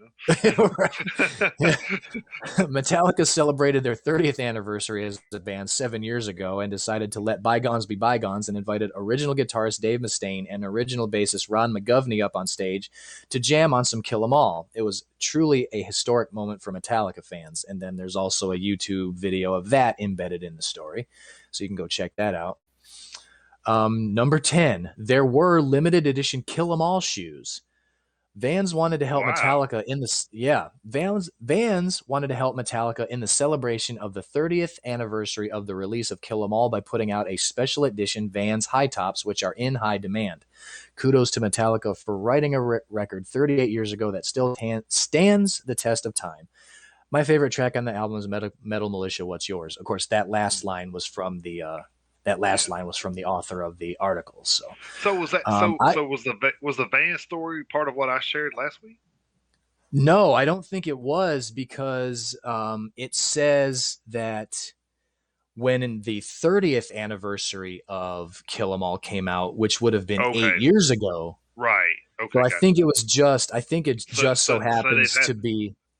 So they've had a relationship before that. So we were actually talking about that last week. Was wondering why it all of a sudden came up, but I guess they had a relationship before, so it kind of makes more sense now, I guess. Yeah, and there's actually and in the story there's actually a picture of the shoes, so you can check those out too. Cool. But to answer the question in the last line of the story, where the artist says that his favorite track on the album is Metal Militia, what's yours? I would have to say my favorite track on Kill 'Em All is probably The Four Horsemen. I like that. I think that's probably my favorite song on the album. Kill 'Em All, right? Yes. Yeah. Man, that's hard, because like that is a hard choice. So Kill 'Em All was like one of my first cassettes that I owned. So yeah. It was weird. I think I told this story before, but I went out and bought was looking for, I don't remember what it was. It was like a UFO, I think, cassette or something I seen. And that was like the only like rock or metal, thing they had in the store I was in. This was before all of the Camelites and, Cat Records and all that stuff came about in the 80s. So I picked that up thinking that's what I was buying, was like a UFO. And it wound up being like a UTFO, which I'd never heard of. I pop it in, it's like some kind of hip hopish rap shit. And so I was kind of pissed off about that. So of course I'm like 10 or 11 or some shit. So I can't just go to the store and refund it, because, I'm 10 or 11. So your mom's, mom has to take you in all this shit. So what happened was I wound up with a friend of mine in the neighborhood had Metallica Kill 'Em All. And I said, dude, I'll swap you, because he kept talking about how he liked that song or whatever that was on the one I was playing. He said, man, I like that song. I said, well, I'll swap you for that Kill 'Em All cassette. And he's like, all right, cool. So that's how I wound up with my first Kill 'Em All cassette. So one of the best trades ever, I'd say. Yeah, right. Yeah, that's probably like the best trade I ever made. So so yeah, so I would probably go with Jump in the Fire or Whiplash. I don't think you could. I don't think you go wrong. I don't think you could go wrong. Yeah, but like I say, to answer the question, if I had to choose, I'd probably say The Four Horsemen is my favorite song off that album. That's a great song too. So yeah, Metal Militia is a great song. Like I said, they're all great. Yeah, there's really no wrong answer to that question. So it really isn't. Yeah. Yeah, cool little facts there. So I'll jump into my cool little facts here from Kerrang. There were 7 things you probably didn't know about Bullet for My Valentine's Matt Tuck. Number 1 is he wanted to play rugby for Wales. That was my dream. I was a big sports player until I was 17, and then gave it up to concentrate on music. When I was a kid, it was either be a rock star or be an international rugby player. Given the size of some of the lads playing rugby today, I probably made the right choice. I would say so. Number 2, I'm a massive petrol head. It's the only love I have apart from music. It's an expensive passion. I go to motor shows and I go to Auto Trader every day and look at market prices. I frequent garages to check out the new models as well. I love the smell, the touch, the colors. I'm a total car geek. Well, he could definitely be on your brother's show as well. So yeah, he could. You know. Number I'm 3 was I'm gonna pass that along to him. Yeah. We can actually share a guest or something maybe. Oh, that'd be fantastic. Yeah, that'd be awesome. That'd be awesome. Number 3 was James Hetfield was my teenage hero. When I was 14, my goal was to be like him. I didn't want to be a policeman, a fireman, or an astronaut. I never had those typical I want to do this moments. Apart from rugby, I was very stubborn with regards to pursuing music, but that's the attitude you need if you want a career that's not a run of the mill job. So number 4, I'm addicted to Call of Duty. I'm not a huge gamer, but I have a big passion for Call of Duty. When I'm at home and the little one is in bed, I switch to Xbox Live, get online, and cause some chaos. It's a fantastic game, and I love it. Pretty cool. Could be worse things you could be doing. Yeah, I never could get into. I could never get into those games. I would much rather watch somebody who's good at it play it. Right, because I'm the guy who's over in the corner shooting at the sky. Yeah. I'm like, I don't know how to work the buttons. Shooting at people's feet and shit. You know? Yeah, that's me. Yeah, I'm the noob that's over there getting pwned. Yeah. Number 5, I thought I'd made a mistake with music. The desire to be a musician took over my life, but there was a point where I thought, fuck, I've done something wrong here. I was 23, still living with my parents, and I didn't have any money or an end goal in sight. The older I was getting, the more people slammed my decision to continue with the band. The doubt started to creep in, but then we landed a record deal. Oh, thank God. I love me some Bullet for my Valentine. So, me too. So number 6, Margot Robbie loves Bullet for My Valentine. We got messages on Twitter from fellow musicians, wrestlers, and even politicians saying they like our music, but Margot is definitely our most famous fan. To have someone like that name drop your band is phenomenal. It's great to know anyone like that. Anyone likes your music, but those unexpected ones like Margot make me smile a little bit more. That's pretty cool. Yeah. And number 7, my biggest regret is taking things too seriously. I wish I'd enjoyed everything more in the early days. I've always been very focused, which is a positive thing, but it can distract me from the feel-good factor of life. I'd like to let my hair down a little bit more and enjoy the moment rather than stressing about stuff. I think we all would rather do that. But, yeah, I can kind of echo that sentiment. Yeah. All right. Yeah, I can do. Yeah, I can do that. Get behind that. I need to do a quick rewind because we wanted to start the show out a little different because of everything going on. But I didn't do the birthdays first because of everything going on. But I'm gonna give those shout outs real quick before we get into the history stuff. Sounds good. So, July 24th, we had Pete Weber, drummer for Havoc. There's a couple of them I missed from last week, so I'm starting out with the 24th. Okay. Joel Strutzel, guitarist for Killswitch Engage. Then I had July 25th, Manuel Manny Charlton, guitarist for Nazareth. Mark Clark, bassist for Colosseum, Tempest, and Uriah Heep. Danny Filth, vocalist for Cradle of Filth. And July 26th, I had Roger Taylor, drummer for Queen. Gary Sharon, vocalist for Extreme, and that brief stint, horrible stint, Van Halen. Yeah. Right.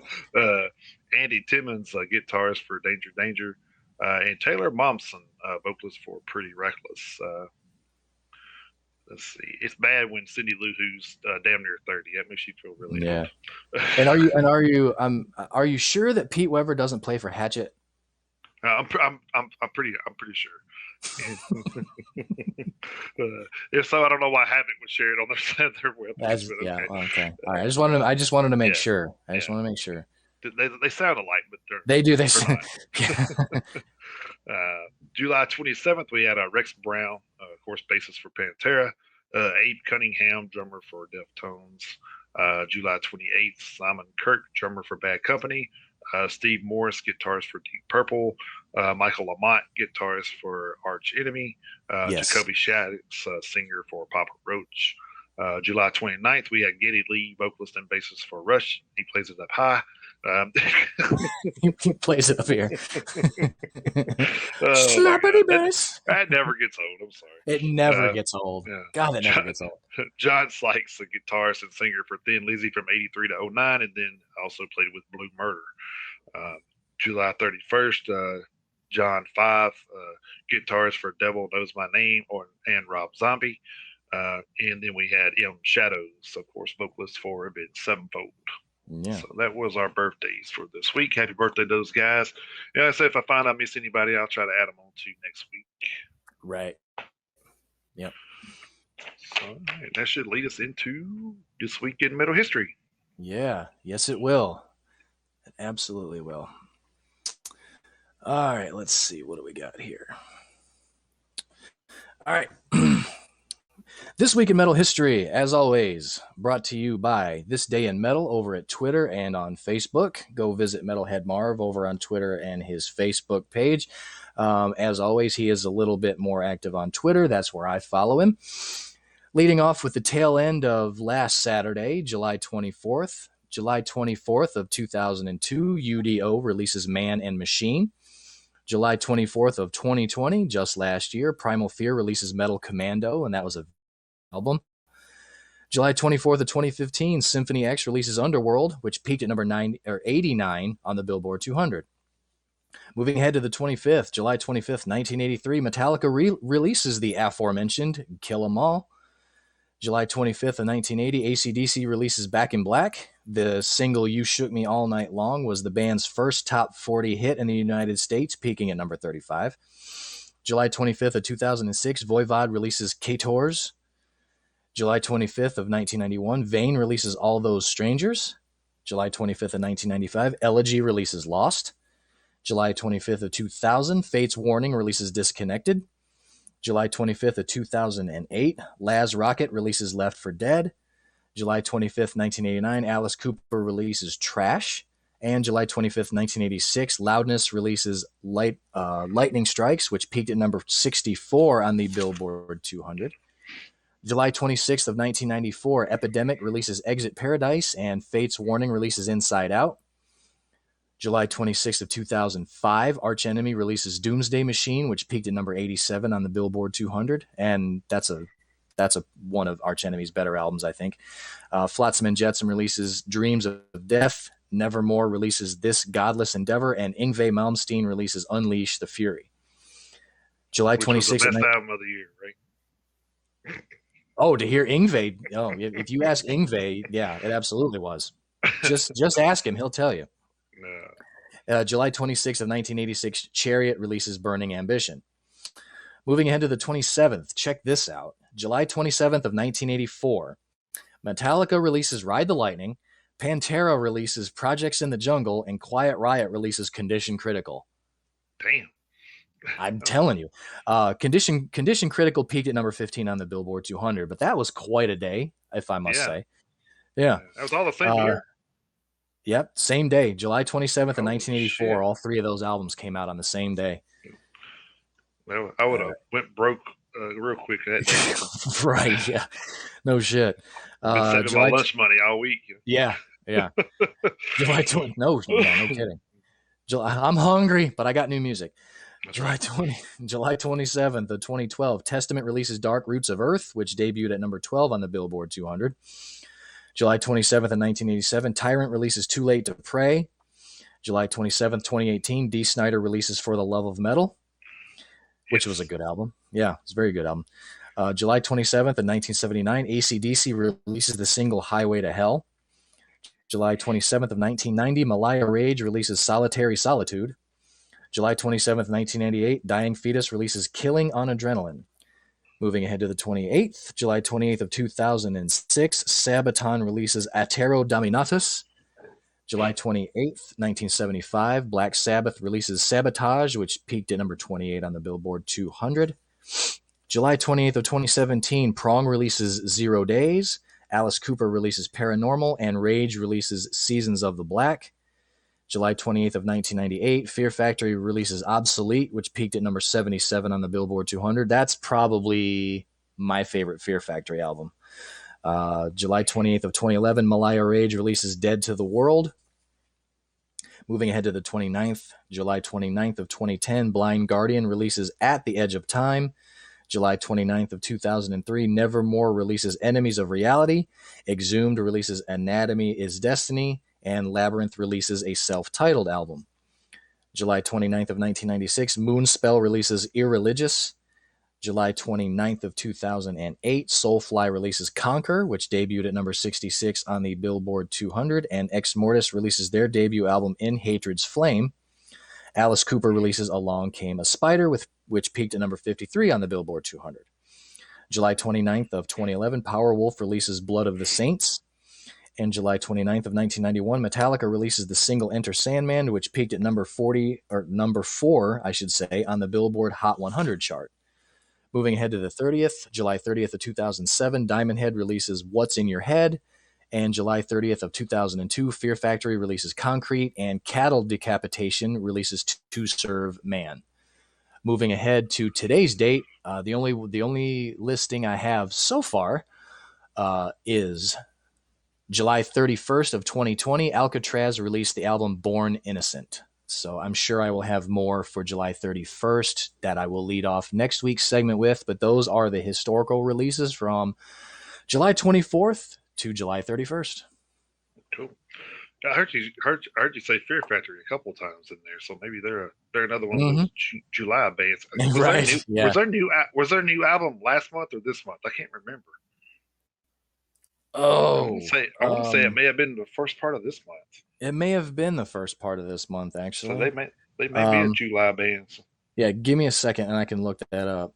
All right, you go ahead. And my stuff while you're looking at that. Yeah, so, I'll check that out. Give me. And you brought up a band Ex Mortis, which I never heard of until I watched them when I was in Dallas a few years ago for work, and I called a Death Angel show. They opened up for Death Angel there in Dallas at the Trees. All right, cool. Yeah, not a bad. I mean, they're more death metal, which we don't really get into, but they're not a bad band. So definitely worth checking out.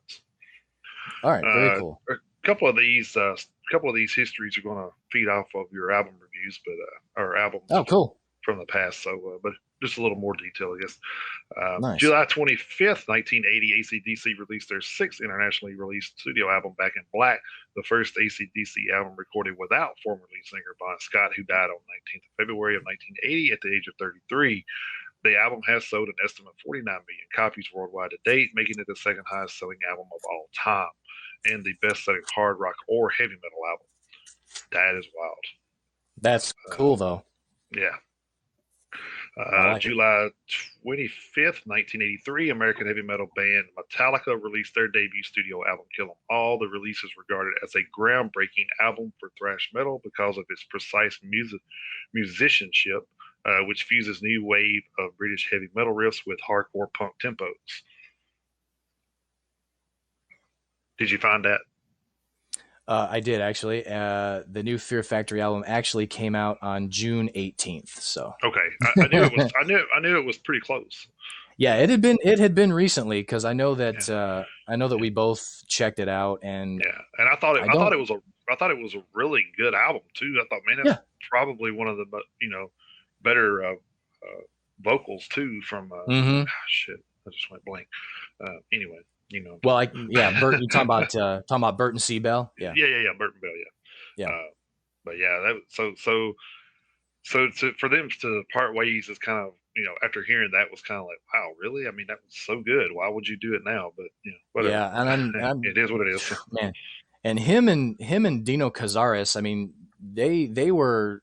I read a story right around the time that album came out last month, where the two of them have actually literally gotten into fistfights, and I mean, so those two are not on good terms right now. So I guess that would make at all. Yeah. All right, July 25th, 1999. That year's Woodstock festival ended with riots resulting in 120 people being arrested. 3 people died during the 3-day festival in separate incidents, and many were hospitalized after drinking polluted water. Nice. Welcome to New York. For real. July 25th, 2003, Eric Braun from American psychedelic rock band Iron Butterfly died of cardiac failure at the age of 52. Braun was just 16 years old when he joined Iron Butterfly, who had the 1968 U.S. number 14 single "Inagata La Vida." Wow. July 26, 1970, Jimi Hendrix played in his hometown of Seattle for the last time when he appeared at Sixth Stadium. July 26, 1977, Led Zeppelin cut their 11th North American tour after Robert Plant's 5-year-old son, Carrick, died unexpectedly of a virus at their home in England. So I never knew that. That's pretty. Oh man, like death all around July, man. I guess July does not like heavy metal music. Yeah. Hey, do me a favor real quick. Read that last one again, because for a second there, both of our video feeds kind of froze. So read that last one. Yeah, read that last one more time for everybody. Okay. July 26, 1977, Led Zeppelin cut short their 11th North American tour after Robert Plant's 5-year-old son, Carrick, died unexpectedly of a virus at their home in England. So that's like I said, that was something I never knew. Yeah, especially, losing the kids, something a parent never should have to go through anyway. But no. July 26, 2009, AC/DC singer Brian Johnson appeared as the star in a reasonably priced car on the BBC television program Top Gear. His time of 1 minute 45.9 seconds tied him with Simon Cowell for the second fastest time. He was introduced by host Jeremy Clarkson as a man who has sold more albums than the Beatles, and I bet almost none of the audience have never heard of him.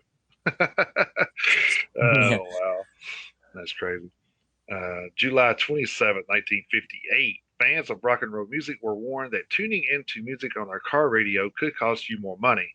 Researchers from the Esso gas company said the rhythm of rock and roll could cause the driver to be foot heavy on the pedal, making them waste fuel. Wow, still holds true 63 years later. So, yeah, that last part was an additive of my very own. Thank you very much. Added commentary by Jason Tucker. Yeah, that's right. Gotta make it original, That's right. Yeah. July 27, 1986, Queen became the first Western act since Louis Armstrong in 1964 to perform in Eastern Europe when they played at Budapest's Népstadion in Hungary. The gig was filmed and released as Queen's Magic in Budapest. That is pretty awesome. That is awesome. July 27, 2001, Leon Wilkeson, bass player with Lynyrd Skynyrd, was found dead in a hotel room in Florida at age 49. Man, that band right there has had some, real string of bad luck, I tell you. Yeah, you want to talk about a band and adversity. If they're not the poster child, they got to be in the top 5. Right. I mean, for real. I mean, plane crashes and everything else. Jesus. Yeah. July 28, 1969, police in Moscow reported that thousands of public phone booths had been vandalized after thieves were stealing parts of the phones to convert their acoustic guitars to electric. A feature in Russian youth magazine had shown details on how to do this. I thought that was pretty wild. Stealing parts from the phones to convert their acoustic guitars to electric, and then in a magazine was showing them how to do it. That's what's crazy. It's like this was 1969, so I'm actually trying to picture that. Yeah, it's I don't know. Interesting. Pretty well. Huh. July 28th, 1992, rapper Ice-T announced that Warner Brothers Records would pull the controversial song Cop Killer from all future copies of the Body Count album. The song had been the target of protests by law enforcement groups who said it encouraged the killing of police. Ice-T said he would give away recordings of Cop Killers at his concert. In an ironic twist, he would later join the cast of the NBC police drama Law and Order. Right. Wow. I guess you get older and you change your mind about things. I don't know. Yeah.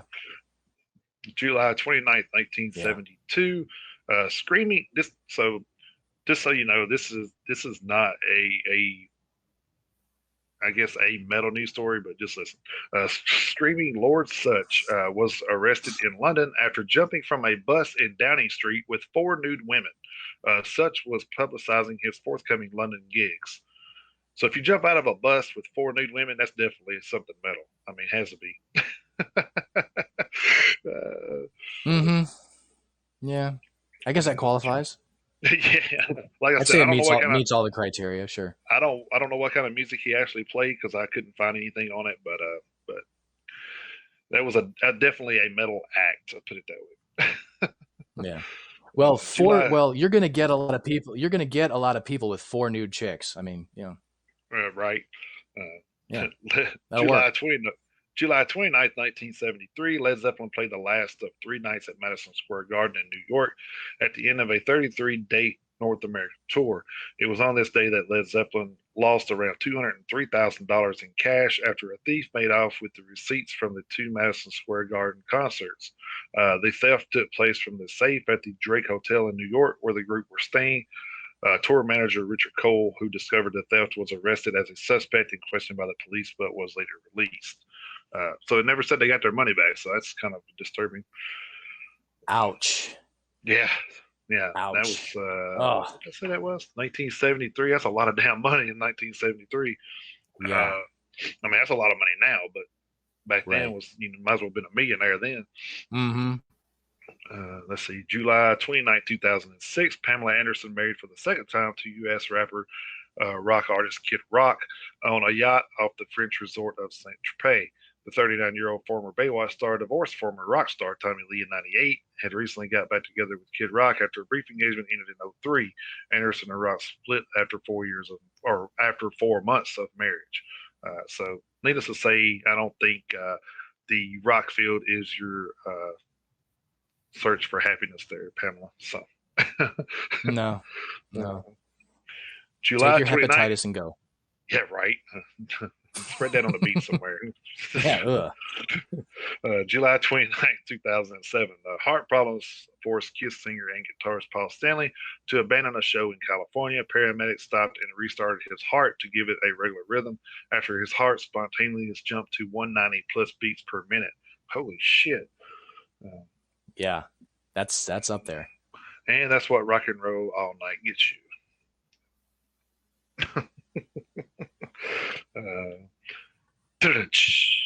Just kidding. Editorial added by Jason Tucker. July 30th, 1991, a police officer was forced to tear up a traffic ticket given to the limousine that Axl Rose was traveling in after it made an illegal turn. Rose threatened to pull that night's Guns N' Roses gig if the ticket was issued. Wow. Talk about power of a rock band, in the past, man. Golly. It's like, well, I won't play if you give us a ticket. I'm not playing. Okay, well, I'll tear it up. Now it'd be like, I don't give a shit if you play or not. Here's your ticket. Right, exactly. I don't, man. If I was that cop, I don't know how I would react in that situation. Yeah. I mean, you would definitely be on the front page news of being the guy that caused, Axl Rose not to make the gig, and probably be, thousands and thousands of fans pissed off at you in the city. So I guess he got a choice to make there. Yeah. July 30th, 2007, a man admitted bootlegging charges after hearing evidence from Led Zeppelin guitarist Jimmy Page. Robert Langley, 57, from Buckingham, originally denied 3 trademark and 2 copyright infringements after being caught at a record fair in Glasgow. The seizure of CDs and DVDs 2 years ago included 11,500 pounds of counterfeit Led Zeppelin material.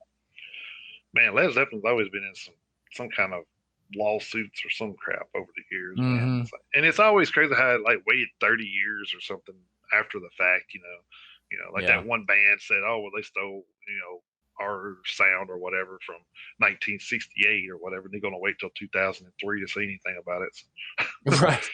Yeah. So get the hell out of here. Right. Yeah. July 30th, 2014, American rock guitarist and songwriter Dick Wagner, who worked with Alice Cooper and Lou Reed, died from lung infection at age 71. One of the best known songs written by Wagner is Only Women Bleed, which was one of Alice Cooper's biggest hits. I wouldn't have thought that would have been one of his biggest hits, but wow, okay. Well, I wouldn't say that holds true for me personally, but yeah, me either. So. If the numbers don't lie, they don't lie. So. Yeah, I guess so. So. July 30th, 2016, Jack White's mission to play the first record in space was accomplished. A Glorious Dawn by composer John Boswell, mixed with audio of American scientist Carl Sagan, describing the universe, was played 28,000 meters above Earth on a space roof turntable. The record played for about 80 minutes until the high altitude balloon, which carried the contraption, burst and propelled the turntable back towards Marsing, Idaho. So he didn't physically play there, but he kind of did. Oh wow! No, well, I mean, hell, it counts. It counts. Yeah, that was all of the history stories I had. Not bad. That was actually a much busier week.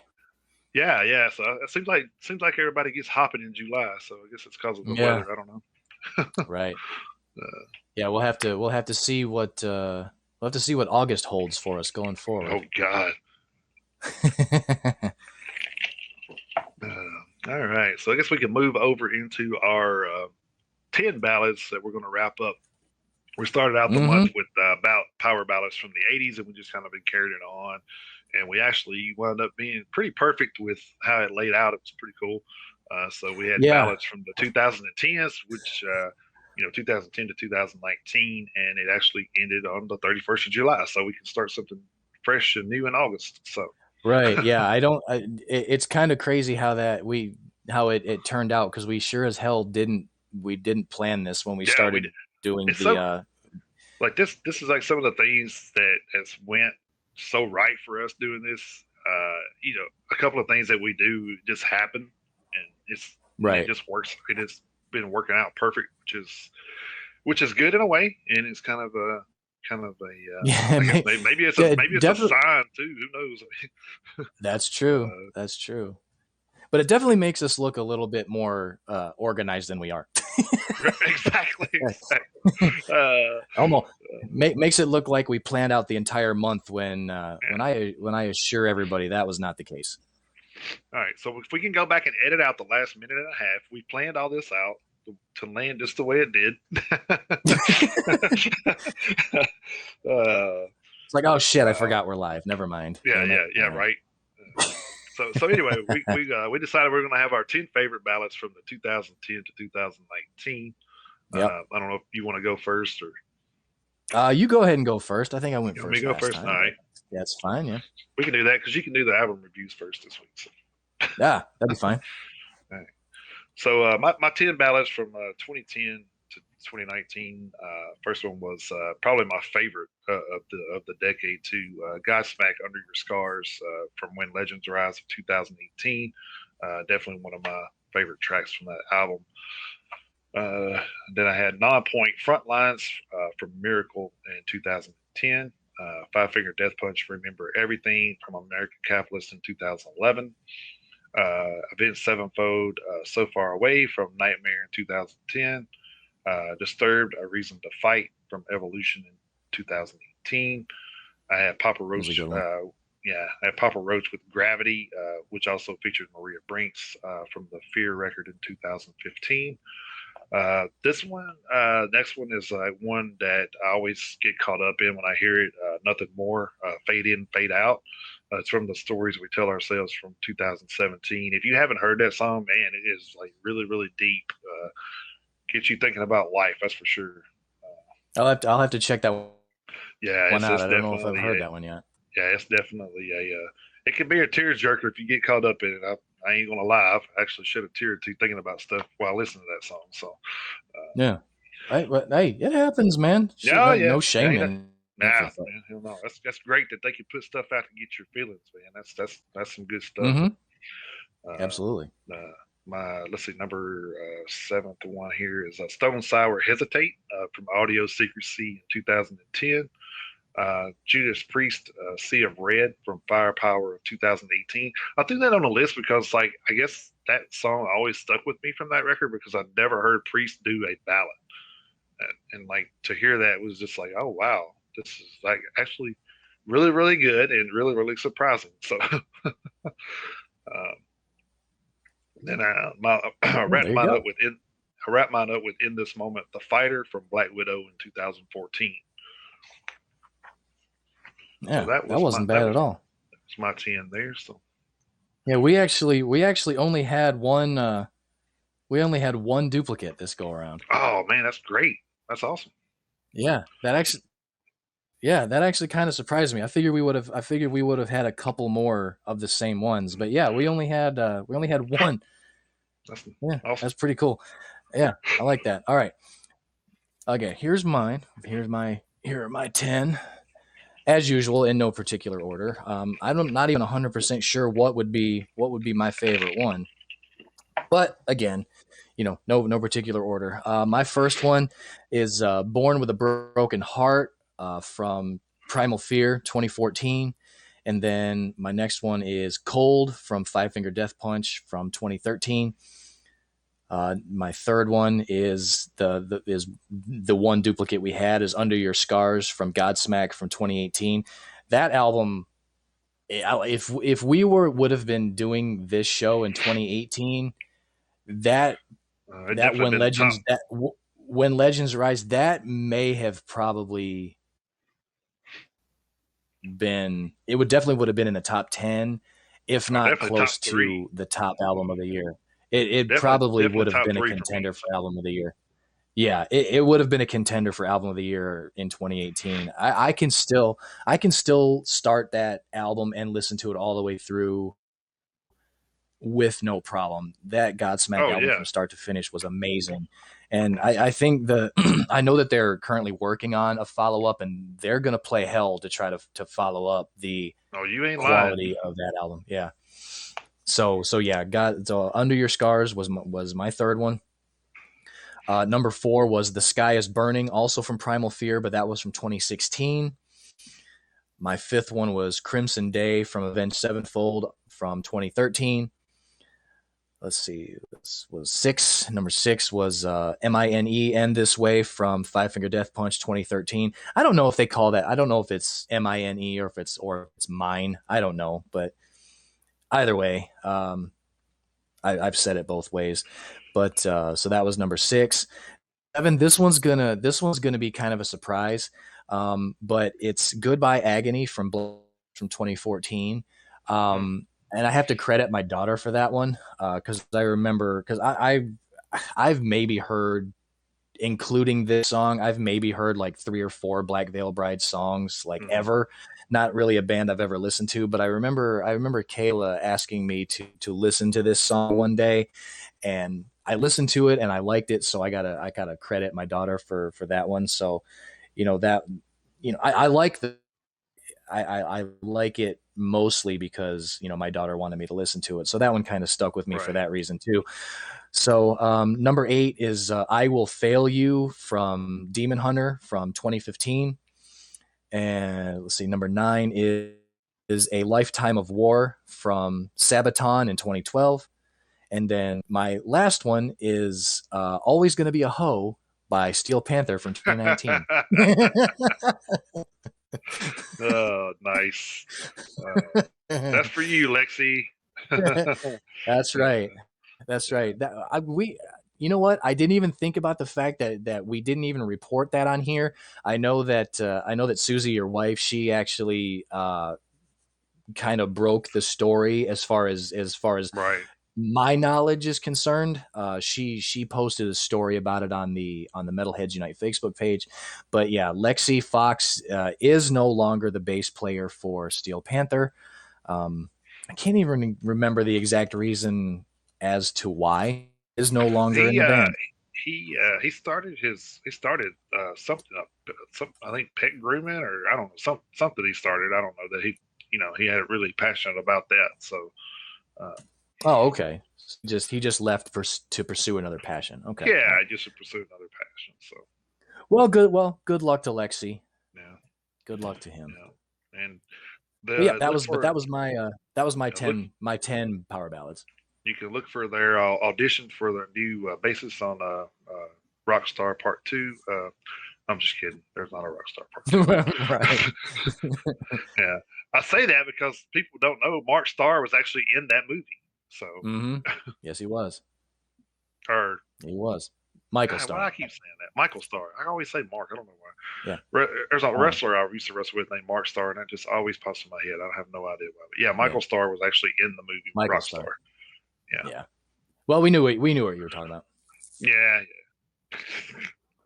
It's still like messes with me. I don't know why, but I guess Michael Mark, pretty close.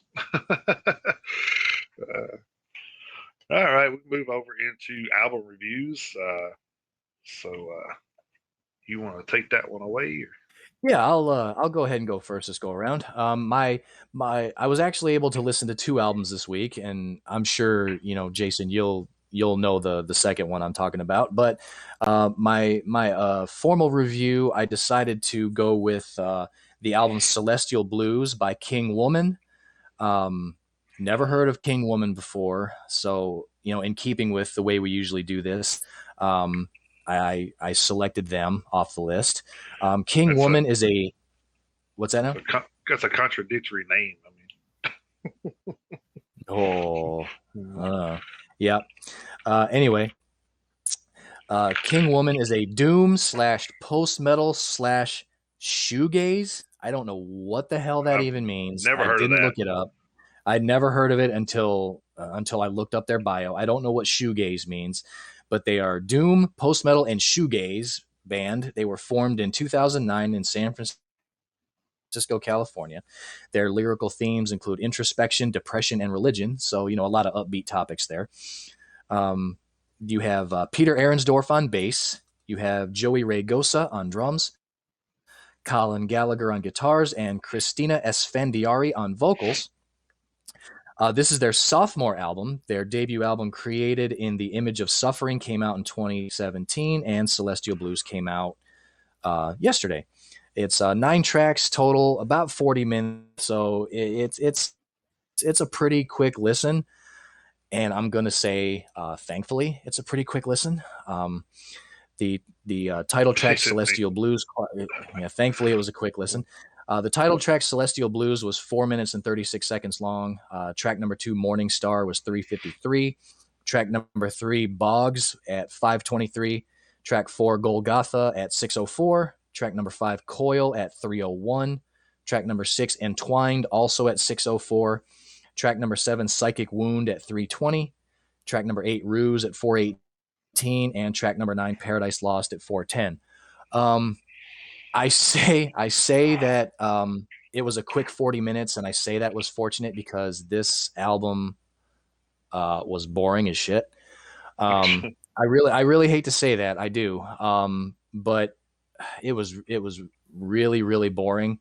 The only up-tempo song on the entire album was track 5, which was Coil, but it was only 3 minutes and 1 second. So I mean, really no diversity in any in the pace of the album, with the exception of track number 5. I mean, the guitar riffs there were a few heavy guitar riffs, in there, but they were pretty basic, pretty boring. Really no guitar solos to speak of. The vocalist, she kind of just mumbled throughout the entire album until about the 7th song, where she started shrieking for no reason. Maybe she starts this. Yes, maybe she got a surprise finger in the butt during that. Maybe, I don't know, but so I mean and I was actually listening to this album while I was making dinner. So so Seth, actually, my stepson Seth, he was actually in the living room, kind of, listening to it with me by default, because he was sitting in there while I was making dinner. And at some point, I was like 3 or 4 songs in, and I was like, God, this is boring as shit. And he said, yeah, it's not very good. So Seth even kind of agreed with me that it wasn't very good. So, yeah, there was only really one up-tempo song. I don't know if you've seen Michelle's comment over there, but she said shoegaze is like that ambient shit from the 90s, kind of emo.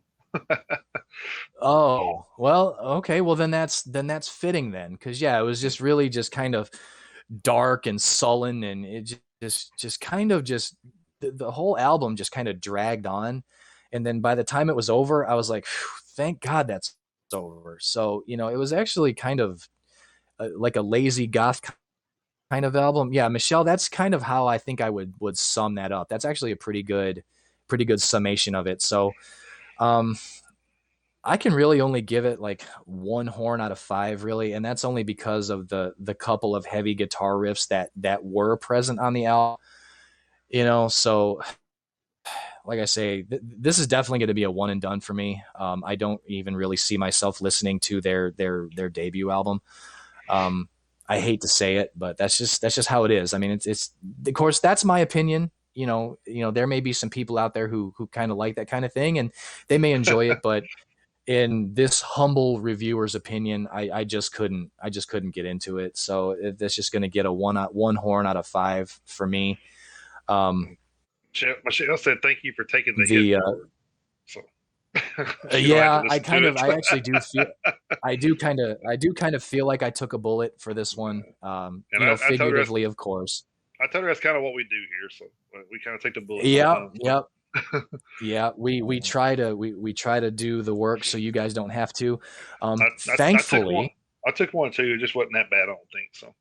Okay, thankfully, the second album that I listened to was Leave a Scar, the new album by Dee Snider, and that one was much better. I enjoyed the new Dee Snider album quite a bit more. So yeah, the new Dee Snider is definitely worth a listen. I would probably give it a solid 3.5 out of 5. I will admit there were a couple of songs on the album that were a little more generic than I would have expected out of Dee Snider, but they don't detract from the album as a whole. Like I say, the whole album is worth a listen. Probably a 3.5 out of 5 for sure for me. So I don't know what you thought about it, but can you agree with the statement that Dee's getting better, like with age, kind of like fine wine? So. He absolutely is. I would totally agree with that. Yeah. Him and Howard Jones, those kind of guys. Yeah. Like, man, how do these guys get any better than what they already were? Like, yeah.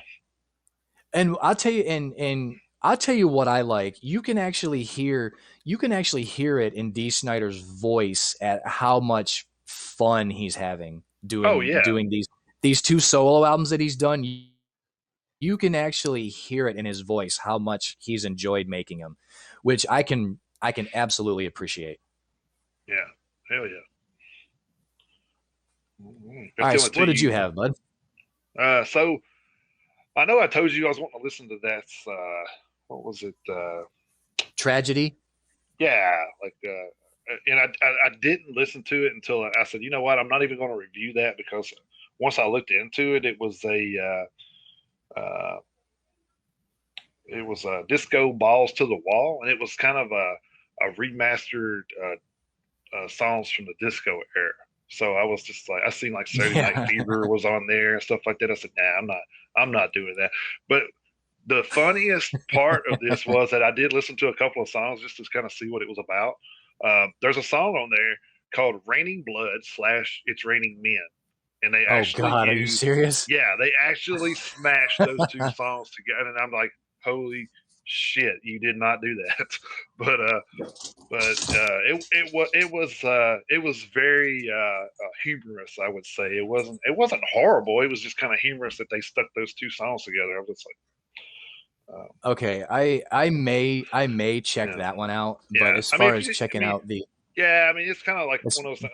I was listening to it a little bit, and I skipped through, and then I got to that, and I'm just like, oh, this is Slayer, and I got to looking down, and it said Raining Blood / Raining Men, and I'm like, and then it said that in the beginning too, so it's Raining Men. I'm like, what? So how did the song go? It's raining blood, hallelujah. Yeah. No, it actually it said it's Raining Men, and then it went over into the Raining Blood riffs and stuff. It's like, it was really kind of weird, but it was kind of humorous to me. Okay, that one song might be worth checking out. That one song, that one song, we were checking. But anyway, I didn't listen to it all the way through. I just kind of like glanced through it a little bit and seen that stuff. And I'm just like, I ain't listening to anything from disco. Sorry, but No. but I was like I said, I went through all of my stuff and I said that I went through the two that I wanted to listen to and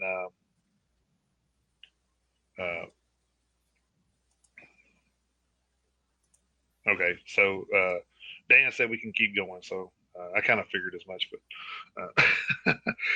Oh, cool. But yeah, so I went back and listened to it after I listened to D. Snyder, of course, I listened to it as well, and then I listened to the 500.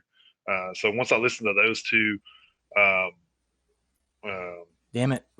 Hey, so Michelle, hang on a second, Jason. We froze again for a second there. So okay.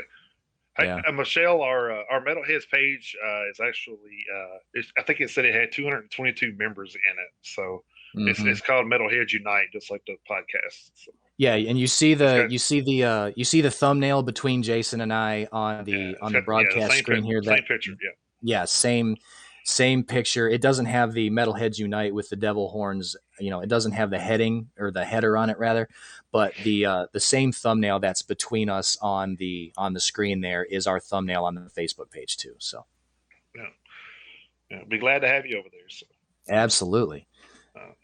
So yeah, Jason, our feed froze again there for a second. So you were talking about the one, yeah, you were talking about the one album that you did do a formal review on. So you may want to recap that real quick for everybody.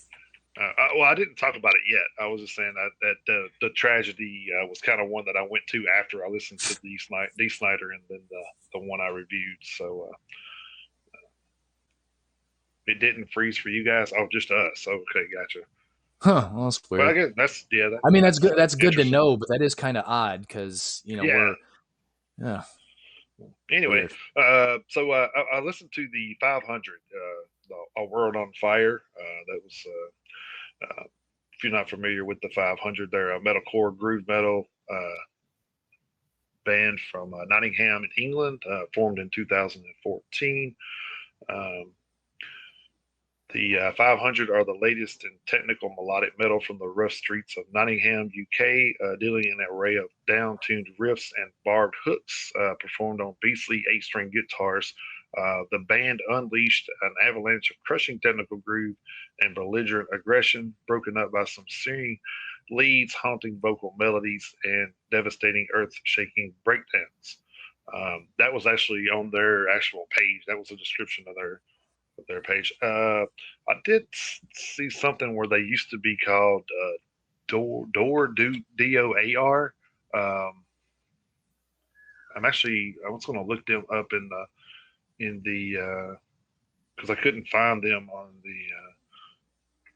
the encyclopedia with the other names. Oh, for real? So, okay. Yeah. Right. So yeah, it doesn't come up either way. So. Sure I'm spelling it right. Yeah, it doesn't. Oh, wait a minute.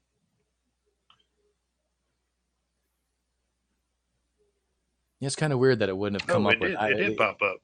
Oh, did it? Okay. Yeah, right. So it popped up under their old name, DAOR. I guess it's Daor. Because I was going to say it would have been kind of a surprise if neither band name would have come up on the website, but yeah. So that band actually started out in 2006, and then they changed over to the 500 in 2014. I'm not real sure why the change came or anything, but I do know they changed their name in 2014. I'm not sure if these are the same guys because I look up. Oh, it does. The 500, but they don't have the 500 in the Encyclopedia Metallica for some reason. So that's weird. So I don't know if the same members are there, but I think that everything's the same because it didn't say anything different. So it looks like Andy Crawford's on bass, Liam Perez on drums, Mark Byrne on guitars and backing vocals, Paul Dalty on guitars, and John Ely on vocals. And of course, here it says, wherever they started until 2014, because of course DAOR or whatever is not their name anymore. So right. Hopefully they're the same members. Well, we're just gonna go. We're just gonna go under that assumption for right now. Yeah. So anyway, this was actually the band's sophomore release under that name. I actually dug it. It was pretty good. Had a little bit of everything metal about it.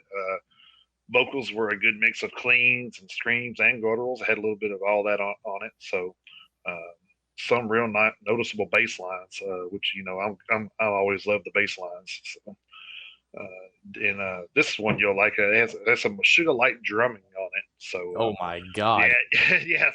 So you'll definitely dig that part. Then guitars kind of streamed a little bit from everywhere, so it was really really good. I'm definitely going to keep that in for the future listens. Probably go back and listen to their debut CD as well. Go back and see what the name of their debut was.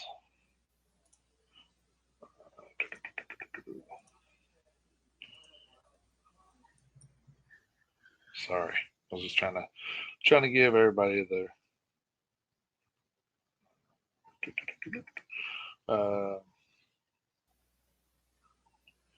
Yeah, that was actually one. That was actually, believe it or not, that was the. Go ahead. Sorry, I was just going to say that that 500 album, the one that you did review, that was actually one that caught my eye initially, and I was going to kind of check that one out. But as of yet, I haven't been able to find it to download. But I will at one point. I will at one point. So their debut album was called Bleed Red. So I'm going to go back and listen to that one as well. Definitely enjoy the album. I'm going to give it 4 horns out of 5. So nice. Another 4 horn album. Another good week for reviews. It's 10 songs, 39 minutes, 21 seconds. So it's not too lengthy. So yeah. So definitely worth a check out. Like I said, I definitely enjoyed it. Going to check out some other stuff and probably even buy that record to have a hard copy of. So, man, nice. So 2 weeks in a row here, and my light went out. Fear of the dark. Yeah.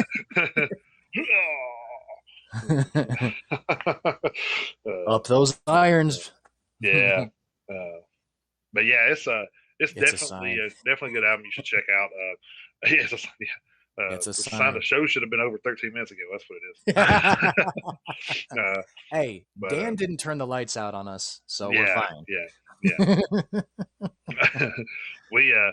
But I did check out that Seether EP because I'm a big Seether fan. So honestly, nothing real special about the EP. I mean, it's definitely Seether sounding. So like I said, nothing out of the ordinary for Seether. So I definitely give that one like a 3 out of 5 just because I do like the band. Nothing wrong with nothing on there. Just wasn't nothing.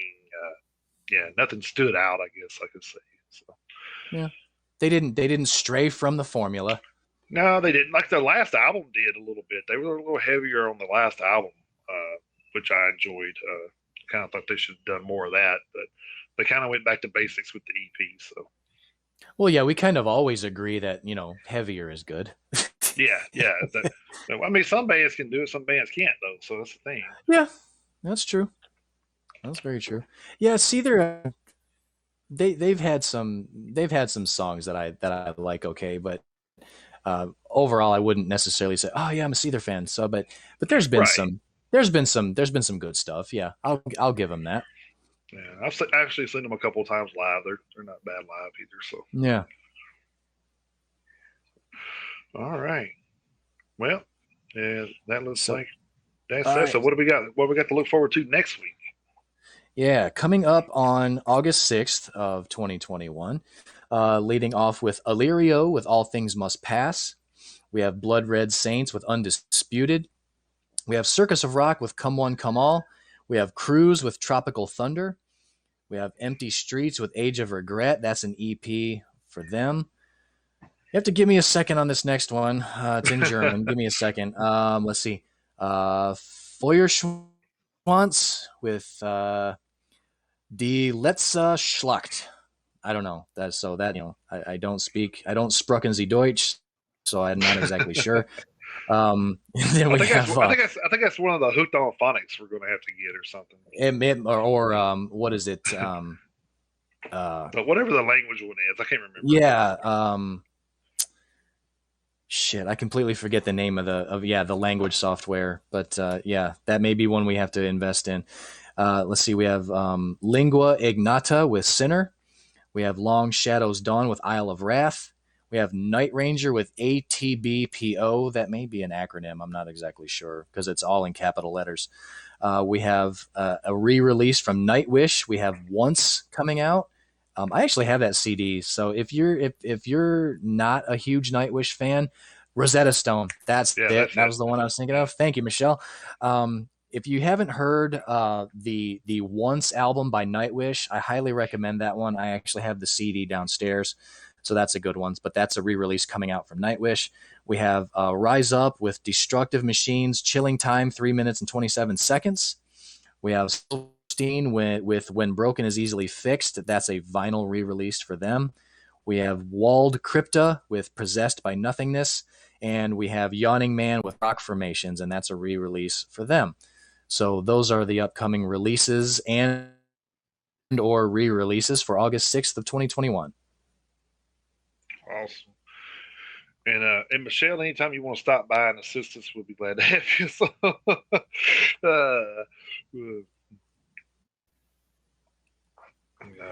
Michelle definitely. Yeah, Michelle definitely had our backs. She's been a great help today. So, yeah, she helped us figure out what the hell shoegaze is, and then helped us out with Rosetta Stone. So she. If we ever get famous, we might need an assistant. So we might. Yeah. Wow. Yeah, you'll have to send us your resume, Michelle. Yeah, and if it's in a different language, you have to send Rosetta Stone with it. Exactly. Yeah.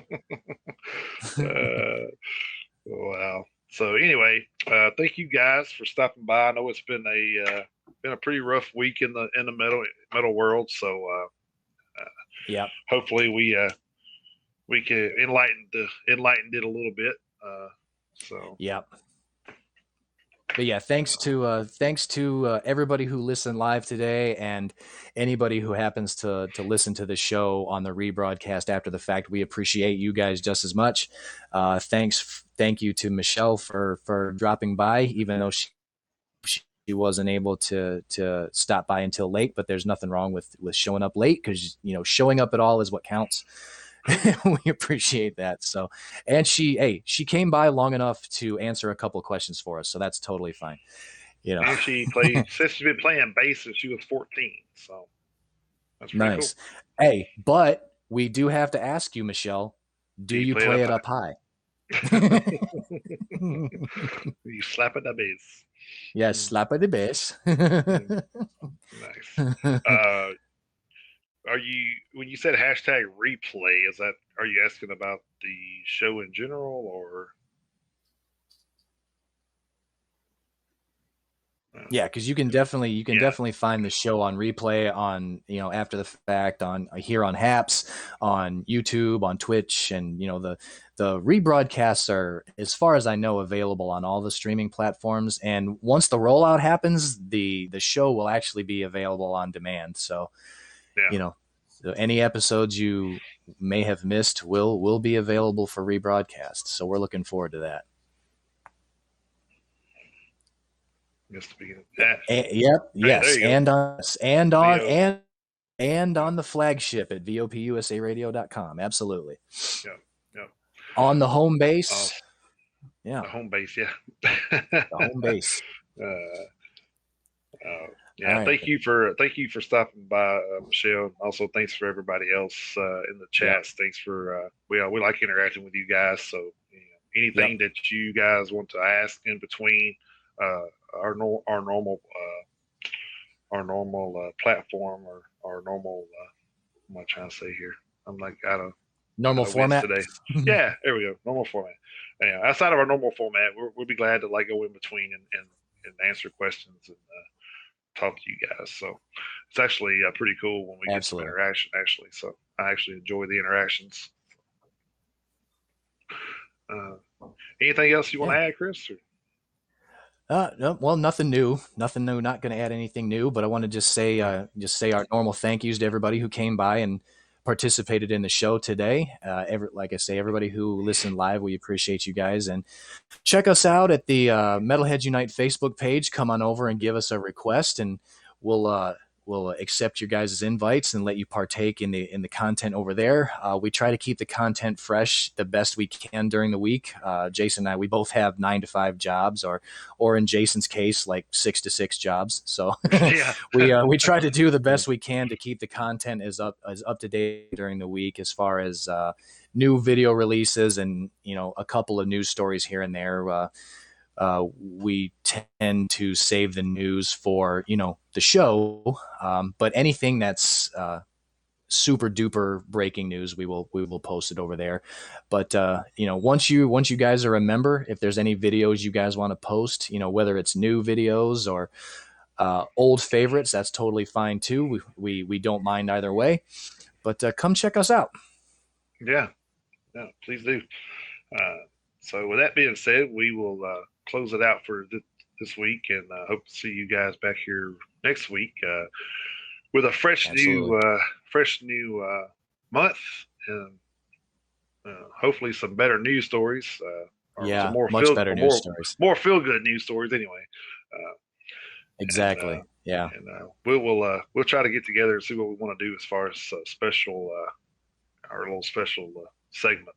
Yeah, I was just about to mention that. Yep. Yeah. We'll actually we'll get together and figure out what we want to do, and actually we'll post it on the Facebook page. That way, everybody kind of know what we're going through and going to do, and they can kind of get That's right. their list together too if they want to partake. So yeah. All Absolutely. right. With that being said, we will see you guys next week. In the meantime, go out there, keep those horns held high, and get in that pit anytime you can. See you guys Thank next you guys. week. Have a great week, everybody.